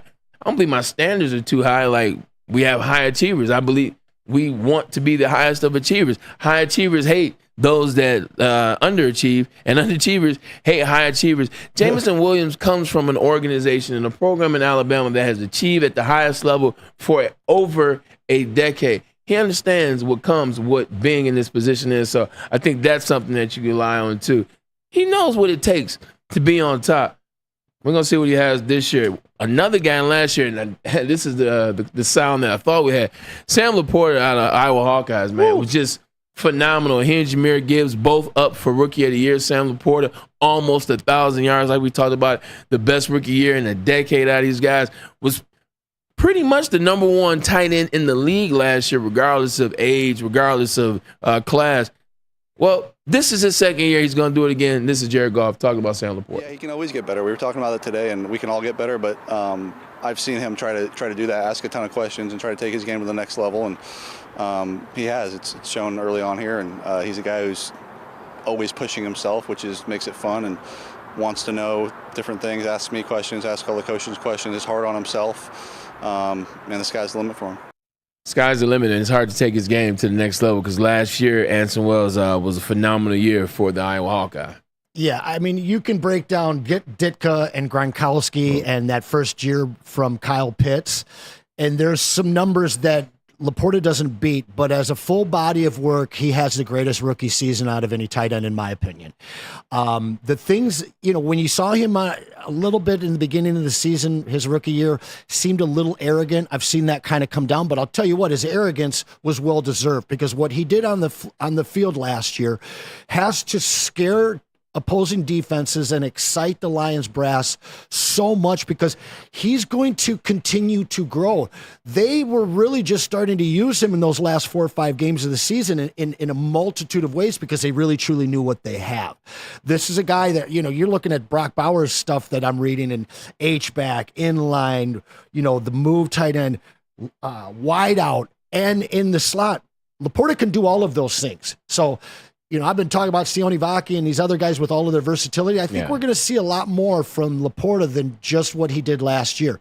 It's negative regression is ready to happen for him. A lot of people are saying, but I think he can reproduce what he did last year and even add. They traded a number 1 tight end to a division rival, knowing that they were going to draft this kid. Yeah. And he fell in their lap. Yep. And when they took him, they were like, wow, they didn't take the Notre Dame tight end? I forgot who even was. Michael Mayer. Michael Mayer. Whoa, they took him instead of Michael. Michael Mayer even, I don't know what he did last year. He got drafted to the Vegas Raiders. Okay, well, there you go. He went into the black hole. Yeah. Literally. I like what you did there. This guy, Sam Laporta, comes in. Hockenson, okay, we love Hockenson. We're going to give him to the Vikings. Let the Vikings pay him. That's right. They got Sam Laporta on the cheap now. What they have done. And show the back wall here, guys. Look at this team. Yeah. All of these guys in here, except the guy in the middle, they're on the cheap. They're all on the cheap. Thanks to Brad Holmes, Dan Campbell. There's a 3 in the middle. There's like 3 in the middle. You weren't asking for Malik Willis over Hutchinson, were you? Why are you bringing him up? Somebody else brought it up. Well, they bring it up all the time. We thought when they traded up to number 12, that was going to be Malik Willis. Ryan and I wanted a quarterback. Well, the old Lions would have drafted Malik Willis at 12. Yeah, we would have been happy. We would have been very excited that night. First of all, everybody in the chat, like, knock it off. Okay, how long are we going to talk about the Malik Willis situation as it relates to Ryan Ermanni and Maz? Look, all these guys on this team. We wanted a quarterback. Look at that backboard. With the exception of Aiden Hutchinson, like, who's the guy that you say, oh, yeah, they got to have this guy? Outside of Aiden Hutchinson, which guy did you get right? Did you guys get Panay right? Nope. Right. Did you guys get Amon-Ra right? Nope. Did you get Jahmyr Gibbs? Nope. Did you get Sam? Nope. Did you get? Nope. So relax. Mistakes happen, and that's one that happened. It is what it is. Right. When you sit and do a radio show or a TV show, when we do this for 4 years, you're going to have a lot of takes that don't hit. That was one that didn't hit. But a lot of ones that Maz said, they hit from time to time. Hey, GMs lose their jobs every day, man. What? Yeah. All the time. Yeah. All the time these GMs Troy are Weaver doing? Oh, man. He's rich. But he's out of a job. He's not seatless because he doesn't have a seat anymore. Another guy that is intriguing, you bring up J-Mo, you bring up Sione Vaki. Another guy that's very intriguing for the Lions is Khalif Raymond. He's one of these guys that you fit in there. He's just always forget about him. 100%. He's like the Swiss Army knife. He seems to do a lot, but seems to be forgetting about. Jared Goff and Dan Campbell talked about him. This is Jared Goff first talking about Khalif Raymond. You ask any teammate around here, we'll all probably say the same thing. He's as hard a worker I've been around. He's does all the dirty work. He does everything right. You see in the weight room, he does everything right. In the meeting room, he does everything right. You see him run and finish drills. He does everything right. Like, if you want to see as a rookie and you come in here and you want to watch what to do, there's plenty of guys to watch. Do what Khalif does and you'll be just fine. And it's been invaluable to our team. I can trust him anytime he's in there at receiver at any spot. And I know he's an electric returner, but he's done a great job at everything, and I'm appreciative to have him on our team. It seems like whenever they talk about anybody, they always use those things. He's a hard worker. He comes to work. He does what he's supposed to do. You can trust him to do things. I look at Jared Goff talking about his skill position guys. This is a different thing from when Jared Goff first got here. 2021 to now, he's excited about his guys. He loves his guys, and his guys come to form.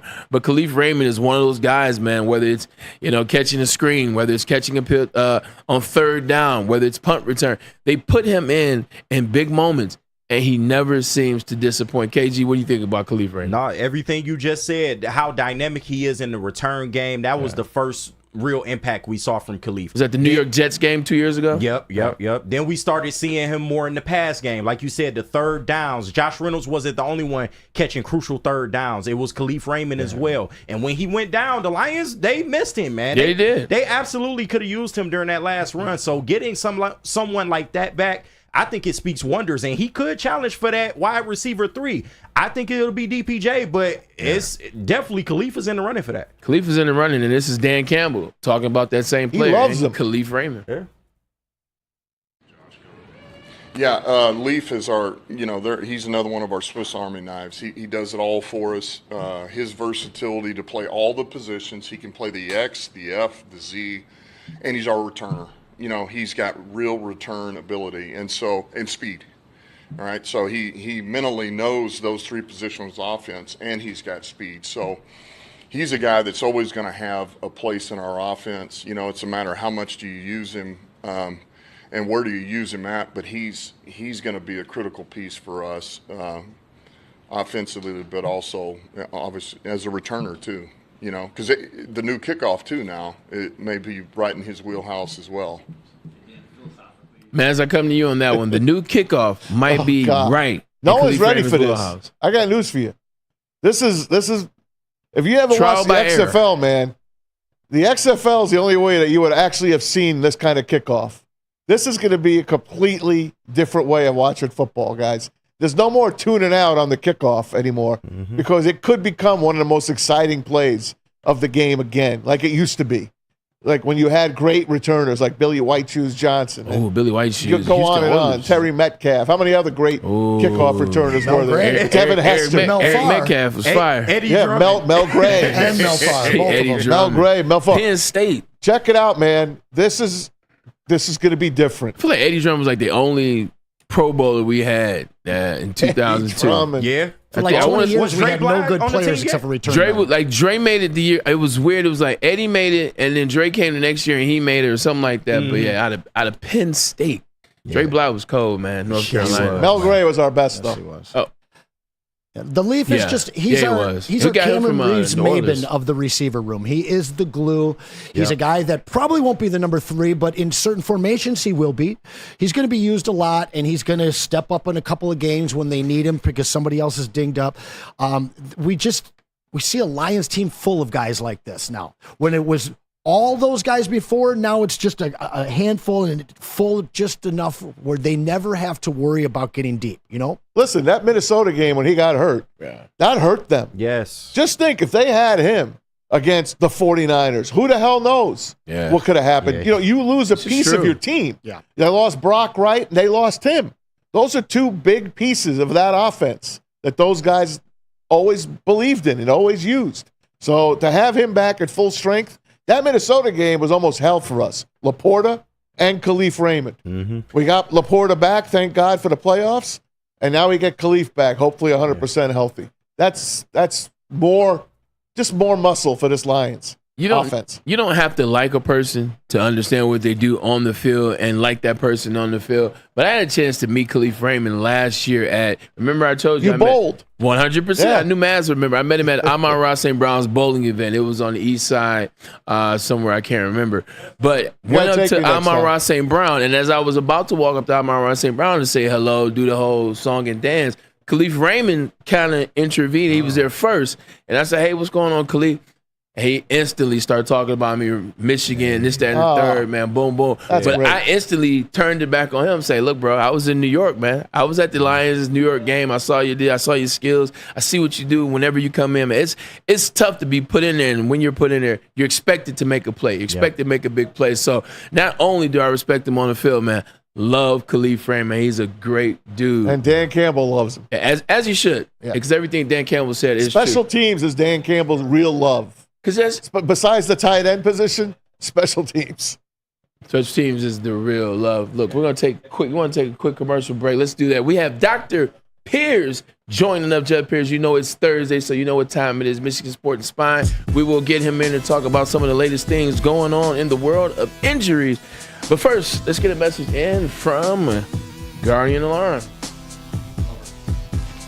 It's the new year. Let Guardian Alarm offer you customized solutions from real experts. Our professional technicians take the time to recommend security and automation solutions specific to your needs. 24/7 professional monitoring. Call us anytime, day or night, and know that a Guardian team member will stay on the phone as long as needed. Technology backed by people. Your safety and security deserves technology that's been proven to work and people who have been proven to care. Call 1-800-STAY-OUT. Call 1-800-STAY-OUT. Call them today. Tell them Woodward Sports sent you.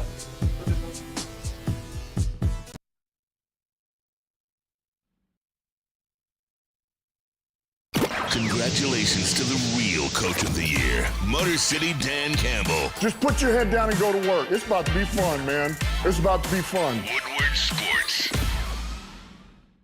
Yo, let me just say, I love Planet Fitness. Trying out Planet Fitness and dang, they got lots of equipment.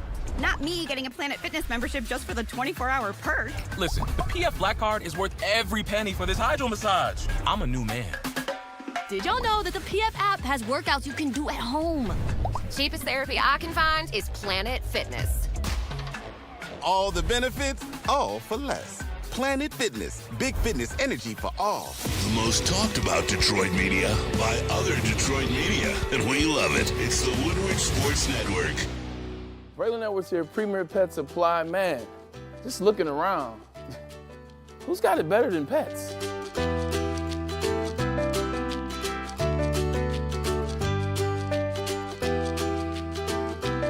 Come on, a baby stroller for Coda.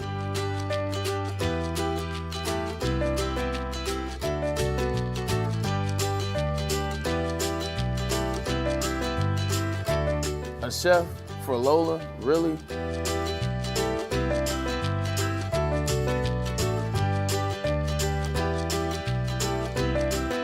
You don't have to tell me who the real boss here is. Who's got it better than pets?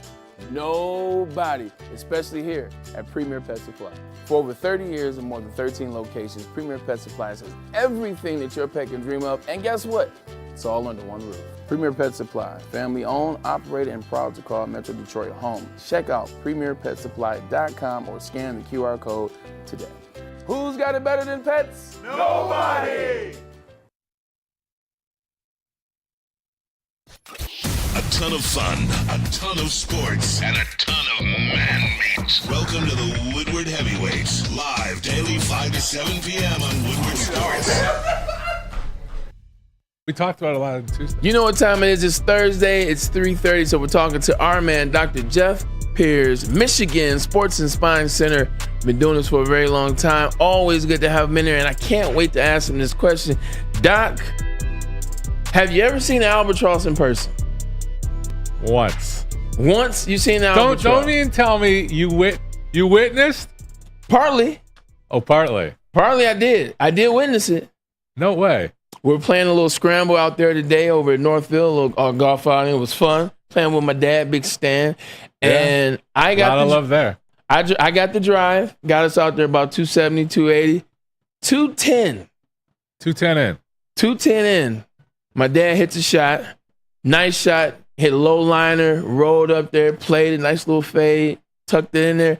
We said, okay, that should be on the edge of the fringe, maybe a little bit further on the green. We get up there, can't find it. No way. The shot was hit too well to disappear. So we're looking, around the fringe, off the back to the rough. Like maybe it went, maybe we didn't see it. Maybe it rolled through it, skipped through the green and rolled off the back and we didn't see it. Don't you know, John from Bridgestone or Bridgewater goes in the hole, pulls the ball out. It is a Team Edwards albatross. What say you, sir? That is awesome. Albatross or go ahead. It's awesome. But I have a fun story, but you finish what you want to say. No, I was going to say albatross or hole in one. Which one's more impressive? Hole in one. Hole in one still?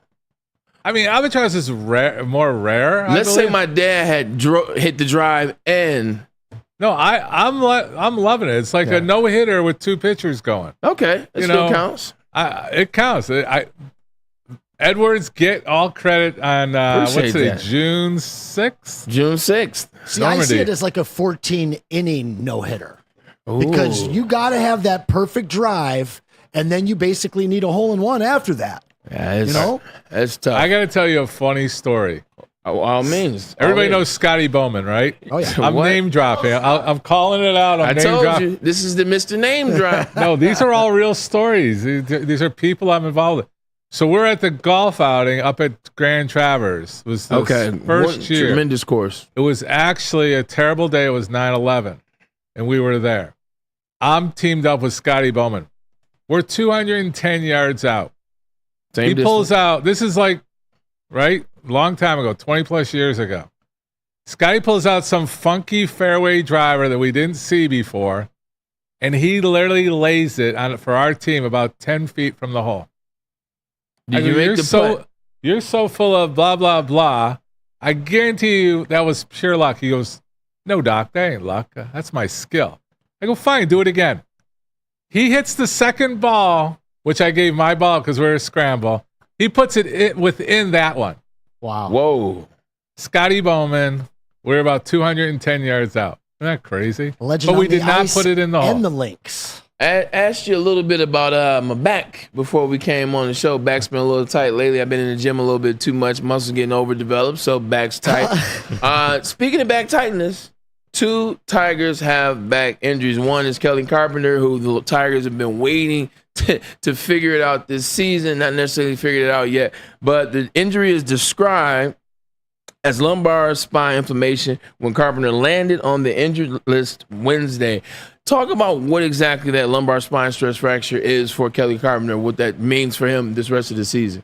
So we talked about it on Tuesday on D-Mac's show. I mean, there's different parts, right? So there's stress fractures. So the anatomy, not to get through, bogging you down with anatomy, but there's different parts of the spine, right? So there's the part where it's the joint or the facet where they kind of roll over each other. And people will hear the word spondy. We throw spondy out there a lot. What does that mean? That means there's a slight fracture in the joint or the facet, and sometimes it's displaced or non-displaced. I'm assuming this is a non-displaced fracture, so that means it's still well aligned. So then you're looking for the healing. The big thing I was more worried about is why did it happen? There was no trauma. There was no injury. They start researching back. Maybe he did something a couple days earlier or a week earlier, and this just continued to develop. The inflammation part is no big deal. That's just inflammation around the injury. The problem is, where is that stress fracture? Because, like they're worried, is it a 2-week thing? No, it's not a 2-week thing. These things can be up to months of recovery. So we need to find out a little bit more. They're keeping it kind of hush-hush right now. Gotcha. So I'm hoping it's like on the mend of the minimal non-displaced stress fracture. But you're looking at the joints in the vertebral bodies, the spinal, the bony part of the spine, where there's things called the transverse process, which is kind of branches off the spine, and there's the spinous process that comes about the back. Like when you feel your spine, that's what you're feeling is the spinous process. If it's something like that, it's not as important, and it's a quicker recovery. But if it's within that joint, that facet part where we talk about the spondy, then it leads to more. Like, I think you guys remember I talked to you about the Cranbrook goalie who stood on his head and they won the championship out of nowhere, true Cinderella team. The goalie had the same injury, and it was lingering for about 3 to 4 months before he came in to see us. And we actually had to put him into a hard, rigid shell to recover because we just had to slow the kid down. I mean, he's a 17-year-old kid, highly active. We're putting you in a shell. It's like casting him so he doesn't create more problems. So I haven't heard the update, but if you see him start walking around a firm shell, that's a precautionary thing, but it's probably the most aggressive conservative treatment. It should not need surgery, hopefully, in this issue. Hopefully not. Asking another question about the Detroit Tigers. Jack Flaherty, he exited the game on Tuesday. Big thing with Jack Flaherty. He's second best ace right now second best pitcher for the Detroit Tigers. He's actually on Cy Young tear kind of pace, if you will. He exited the game. It's back tightness, it's back soreness. Once again, they gave us that minutia type term. What are we looking at long term with Jack Flaherty with this back situation? Because he's a guy that either one, he can stay and pitch very well for us and we can have him and make a playoff run, or two, we can trade him and get bang for our buck to bring in some bats. But we need him regardless. What's going on with Jack Flaherty? So I'm not exactly sure what's going on there. I think hopefully it's a softer injury. If we know any more detail, I don't think he's had any ridiculous signs. So like I talk about back injuries, right?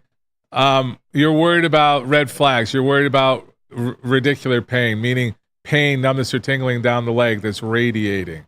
I think he's more of inflammation and back soreness is the way it's been described. So hopefully that's just what we call mechanical back pain versus radicular, where we throw out the words bulging disc, herniations, all that kind of stuff. When we talk about mechanical, we look at the ligaments. We look at, when we talk about the secret cocktails, what the trainers can do, things like that. Can we do injections? Yeah, we can do injections. We start talking more and more about the peptides and the regenerative and the biologics. These things are speeding up recovery, which I think are starting to become more mainstream. Like I'm dealing with like some of the guys in Hollywood where, I just got called last week, was actually last Thursday, where one of the performers was shooting, going out for a month, and he's got to get better yesterday. And someone's talking to him about, well, you might as well have surgery because it's not going to go away, which was totally the wrong advice. It was just like, okay, the quick fix, we can still get you quick fix with everything else that's going on. So, overall, I think it's more mechanical. Those things are when your body's right. Because these guys are throwing, what's his velocity? About near 100, 95, 100. Yeah. They got to have perfect mechanics, and the spine is, fortunately, unfortunately, a huge part of that. So even though he's feeling good and could function and walk around and enjoy his life, when you're going into that rotation, when you're firing, what's he going to throw, 20, 30 pitches? He's got to be on for all 20 to 30 of those pitchers. Yeah, 100%. And Jack Flaherty's been a guy that's benefited heavily from Chris Fetter as his pitching coach. Tonight, the NBA Finals start. Celtics versus the Dallas Mavericks, a guy that we've talked about. You're really running the list. I thought we were going to talk about cars and cigars and all that. Well, we can get the cars and cigars. We can finish with that. But, a lot of people are asking about Kristaps Porzingis. Now, I'm not going to ask you the same question that we've been asking. He has a calf injury, which to me reminds me of when Kevin Durant had the calf situation going on with Golden State and they played Toronto Raptors. He sits out, tries to come back, comes back a little early, and he eventually tears his Achilles. With Kristaps Porzingis coming back after this calf injury, is there a chance for an Achilles situation much like Kevin Durant, or is that kind of a one-off situation with him? That was a tighter timing, right? He's been sitting pretty comfortable on the sidelines. Like we pushed. I think if Boston was in trouble, we would have brought him back a little bit earlier, but they did well. They swept. And so they had the benefit of sitting him. So I'm assuming he's coming back. They don't need him from game one unless he's 100%, or what I say, 0 pain, 90% better. He should be out there playing. I think he's there. I think he's probably better off than Durant because he's been, I'm assuming 7 days a week, a couple times a day, he's with those trainers getting that treatment and that secret cocktail to be even healthier. So his Achilles should be all stretched out. I should see him being healthy and strong and rested, and I think he'll come out. I'd be surprised if anything bad happens. I think he's going to perform above everything because he's had the chance to get that rest, which is huge at this time. His timing might be a little off, but I think after the first half, he'll be right back in that rhythm. I agree with you on that. All right, Doc, before we get to cars and cigars, we were talking about backs. I'm going to ask you a little bit of a personal and professional question at the same time. Do you utilize a chiropractor? And do you recommend it for rehab for some of your athletes that you fix? Great question. So I have a lot of chiropractic friends, right? We work very hand in hand. For the history of me, I am sports medicine. I'm an osteopath, so I'm very comfortable with my hands. We call it manual treatments. I do manipulation. We may put Braylon on the floor here after and fix his for stuff. real, my back, man. I'm telling you. I'm next. I fix my swing. But the answer is yes. They are an integral part of a treatment program, right? So when you talk about mechanical back pain, for sure. Radicular, we kind of shake our head a little bit. You have a place. We have systems at Michigan Sports and Spine that we can evaluate when it's okay for that manual treatment. The chiropractors you got to stay in your lane, right? You stay in your lane, you do what's right, you deal with the mechanical, the soft tissue, all that stuff, and do it right. The 3-minute crack and go, I'm not a fan of. But at our level, at your level, at my level, you have people that are more concerned, more understanding of full body mechanics. So the simple answer is yes, they are part of the treatment team with my system. Is that kind of it's come a long way. Circle? My mom was going to go to Palmer in Iowa to be a chiropractor, and I just remember in the 90s and early 2000s it was witchcraft and snake oil, and I'm pretty addicted to chiropractor crack videos. I love the stuff. Yeah, I can't believe how they blow up. But you either see hot women or athletes on the table, and so I'm just curious how much that has. You say you're addicted to crack? What's that? You say you're addicted to crack? I am addicted to crack, man. Oh, so I sneezed. I sneezed. I must have missed the chiropractic part. I'm sorry. So, but I've always been curious. Is this something that teams are utilizing on top of their rehab with sports medicine as well? No, I mean they're pretty much been part of the team for years. I mean, especially with the Lions. The Red Wings. They had a good, like when we were in the day, we had really good masseuse that did some manual treatment. Our therapists. There's physical therapy that's actually trained in manual techniques, which is, you're generically saying the crack, but it's mobilization of the joints, proper mobilization. I will throw a big caution out when you're cracking your own neck or doing that quick crack by a chiropractor. What's happening is you're actually moving the segments above and below the problem because those are the areas that move easily. So if you don't have someone who's skilled that's isolating out that segment that's the problem, you're actually creating hypermobility, which causes laxities, which causes future problems down the road. So in your 20s, 30s, you're like, yeah, whatever. When you're hitting, some of our ages, you got to be very specific in who you lend your spine to. And the pop is a release of methane gas. Is that correct? No. How does that work? Because I know that everybody. Can we clear some things up? What is the sound of the pop? Methane what is that? It's a gas. release of some sort of gas, right? It's two big bones colliding at high velocity and popping. Nothing being released from there. No. There is some of it. There is, most of the time it's ligaments popping. It's usually, sometimes if you have advanced arthritic changes or big changes, there will be the sound of the bones moving on each other. But for the most part, it is like an error, or it's I'm not getting into technical terms, but a lot of times it's the ligaments and the surrounding tissues around there getting a release. I'm happy to get a definitive answer on that because I feel like I've been debating that with friends for just decades. We'll pull out some research, and I don't want to get too deep into it. Get deep into some cars and cigars, maybe? I would go in and say one last thing before we get into cars and cigars is the teams that get it in sports, they implement those people that people want to use. Like when I was with the Cleveland Browns, like we obviously had massage therapists, but there was no chiropractic work. There was no soft tissue massage places or ART, active release therapy, as a lot of people come to know it. Like we didn't have that, but when I got to the Jets, it was we want to make you feel comfortable. So we want to bring your people in, and if your people are good, we'll utilize your people, and you will see people go to ART work. People have chiropractic work. People do massage work. You fall into that same type of line. 100%. And I did it all, and your body feels better throughout the season. You're playing 16 games, which is now 17 games, which is now 18, 19 weeks. You got to have a system in place. And the teams that win, they have that system in place, 100%. Yeah, we're actually working on a system. I'll let you know when we're done. But basically that's it. It would be a triage. Like I want to, like for the public, like he's saying, like for football, when there's an injury, how many people are walking out there? Does everybody know what each one of those people do? Yeah. You have a whole system, and where you fall into that type of injury is the type of person you see. So what we have is more of a triage. We'll like listen to you, what's going on, and then we'll fit you in where it needs to be. Is it you just therapist? Is it massage? Is it you need more, serious injections? Like there's a whole series of stuff, and there's we have a method to our craziness over there. All right, here we go. The Michigan Lottery Amphitheater, as it used to be called. I know a little something now, and now I think it's back to DTE.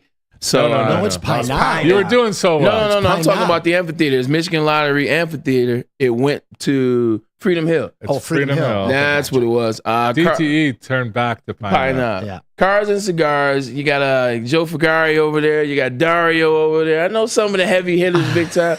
Tell us about cars and cigars and why you love the event. I love the event. We actually were there, as Maz remembered, 2 years ago, live on set. We left at 4 o'clock, which was perfect time to turn up a little bit. Yeah, no, I think we should push again for next year. I'll try to talk to the guys. But it's a great event. We've been there since the very beginning when it was just small and a handful of us. And now it fills up, and I think it's the biggest event of the night. Hats off to those guys. I'm not a big cigar guy. I'm a big car guy, so I'm half of it. And it's really it's a lot of guys for the right cause. They're raising a ton of money, doing all the right thing. It's a little education in South America, is the country. Well, it's here. They do a lot. A lot of it's for food support here.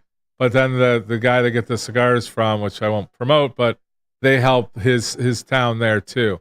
So there's somebody going back to where they're actually making the cigars and making a big difference. So I don't even know what year this is. Maybe 10. But it's up there. We've been there every year. I think it was 8 2 years ago when we went, and it was out there. It was so maybe 8, 10 or 11, yeah.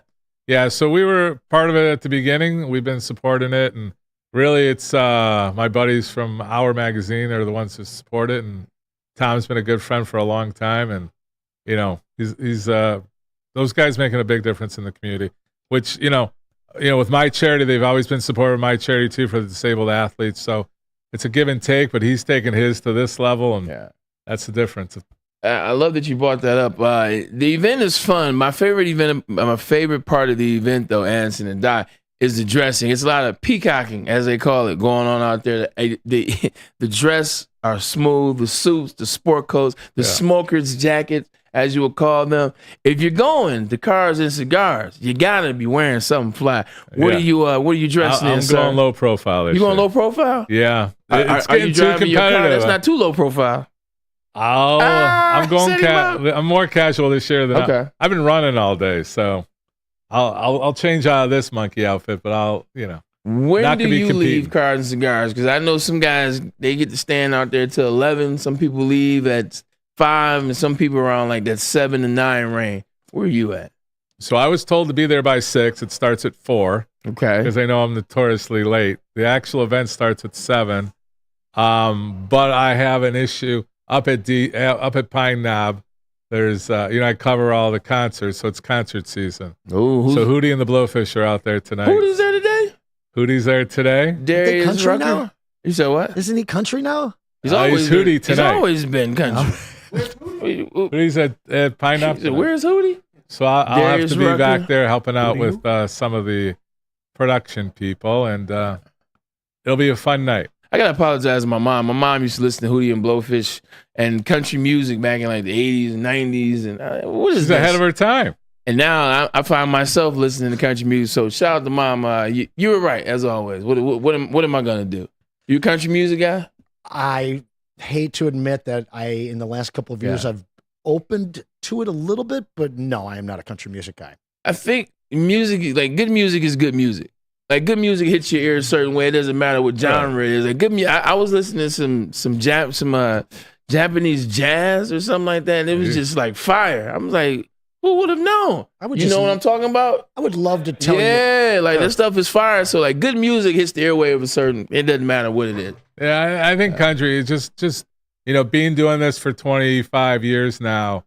Treating the entertainers. I've always enjoyed covering country. Everybody's been great. I mean, I've had some fortunate moments over my years. I've probably met every entertainer there is, but country just is a little bit. They're just a little bit more open and homeboy, and I got it. All that. Like it. No, it's great. I'm looking forward to meet them. Just a Hootie and Blow. I go back to when I was in my residency. That I don't know, to study and to do whatever. Hootie and the Blowfish was kind of a go-to cassette. Okay, yeah, exactly. Oh my gosh, one more story, please. My family, who's very involved in the Guardian Alarm world, stay out. Yes, they're the ones who originated it. My uncle and all that. But anyhow, so we're going through their house for some of the old Guardian Alarm stuff, and in one of the pockets of the Guardian Alarm jacket, I think it was in the pocket. My son found it. Pulls out a Bob Seger Night Moves cassette. Night Moves. Nice. Can you believe that? It was like so like we found gold. It was so funny. It is gold. that is gold, and so is this show, man. We always appreciate having you on this show. Dr. Jeff Pierce with Michigan Sports and Spine Center, man. Always good to have you every Thursday. Can you fix my back? That's my next question. I can try, but you're too big now. I don't know if I get my... That's what you know what? Muscle. I'm too grown for those type of jokes. Shout out to Planet Fitness. Shout out to Planet Fitness, where your fitness is. It should. And shout out to Woodward Sports Network. This is what we do. We do it every day, 5 days a week. Anson, Edwards, and Maz. Hell of a job by you guys. I see you over there, Kenny G in the booth. You know I don't play. And then my man James, pretty much running the show, but with the help of the tutor and the boss that is Pete Spivak. Appreciate you as always. Thank you for tuning in. One more show to go before the weekend, so come join us tomorrow. We'll see where we're going. And go Mavs, right? You going Mavs? You going Mavs? Let's go Kyrie. Mavs? Go Kyrie. Mavs. Okay, I'm not mad at that. Let's go. We'll talk about it tomorrow. See ya.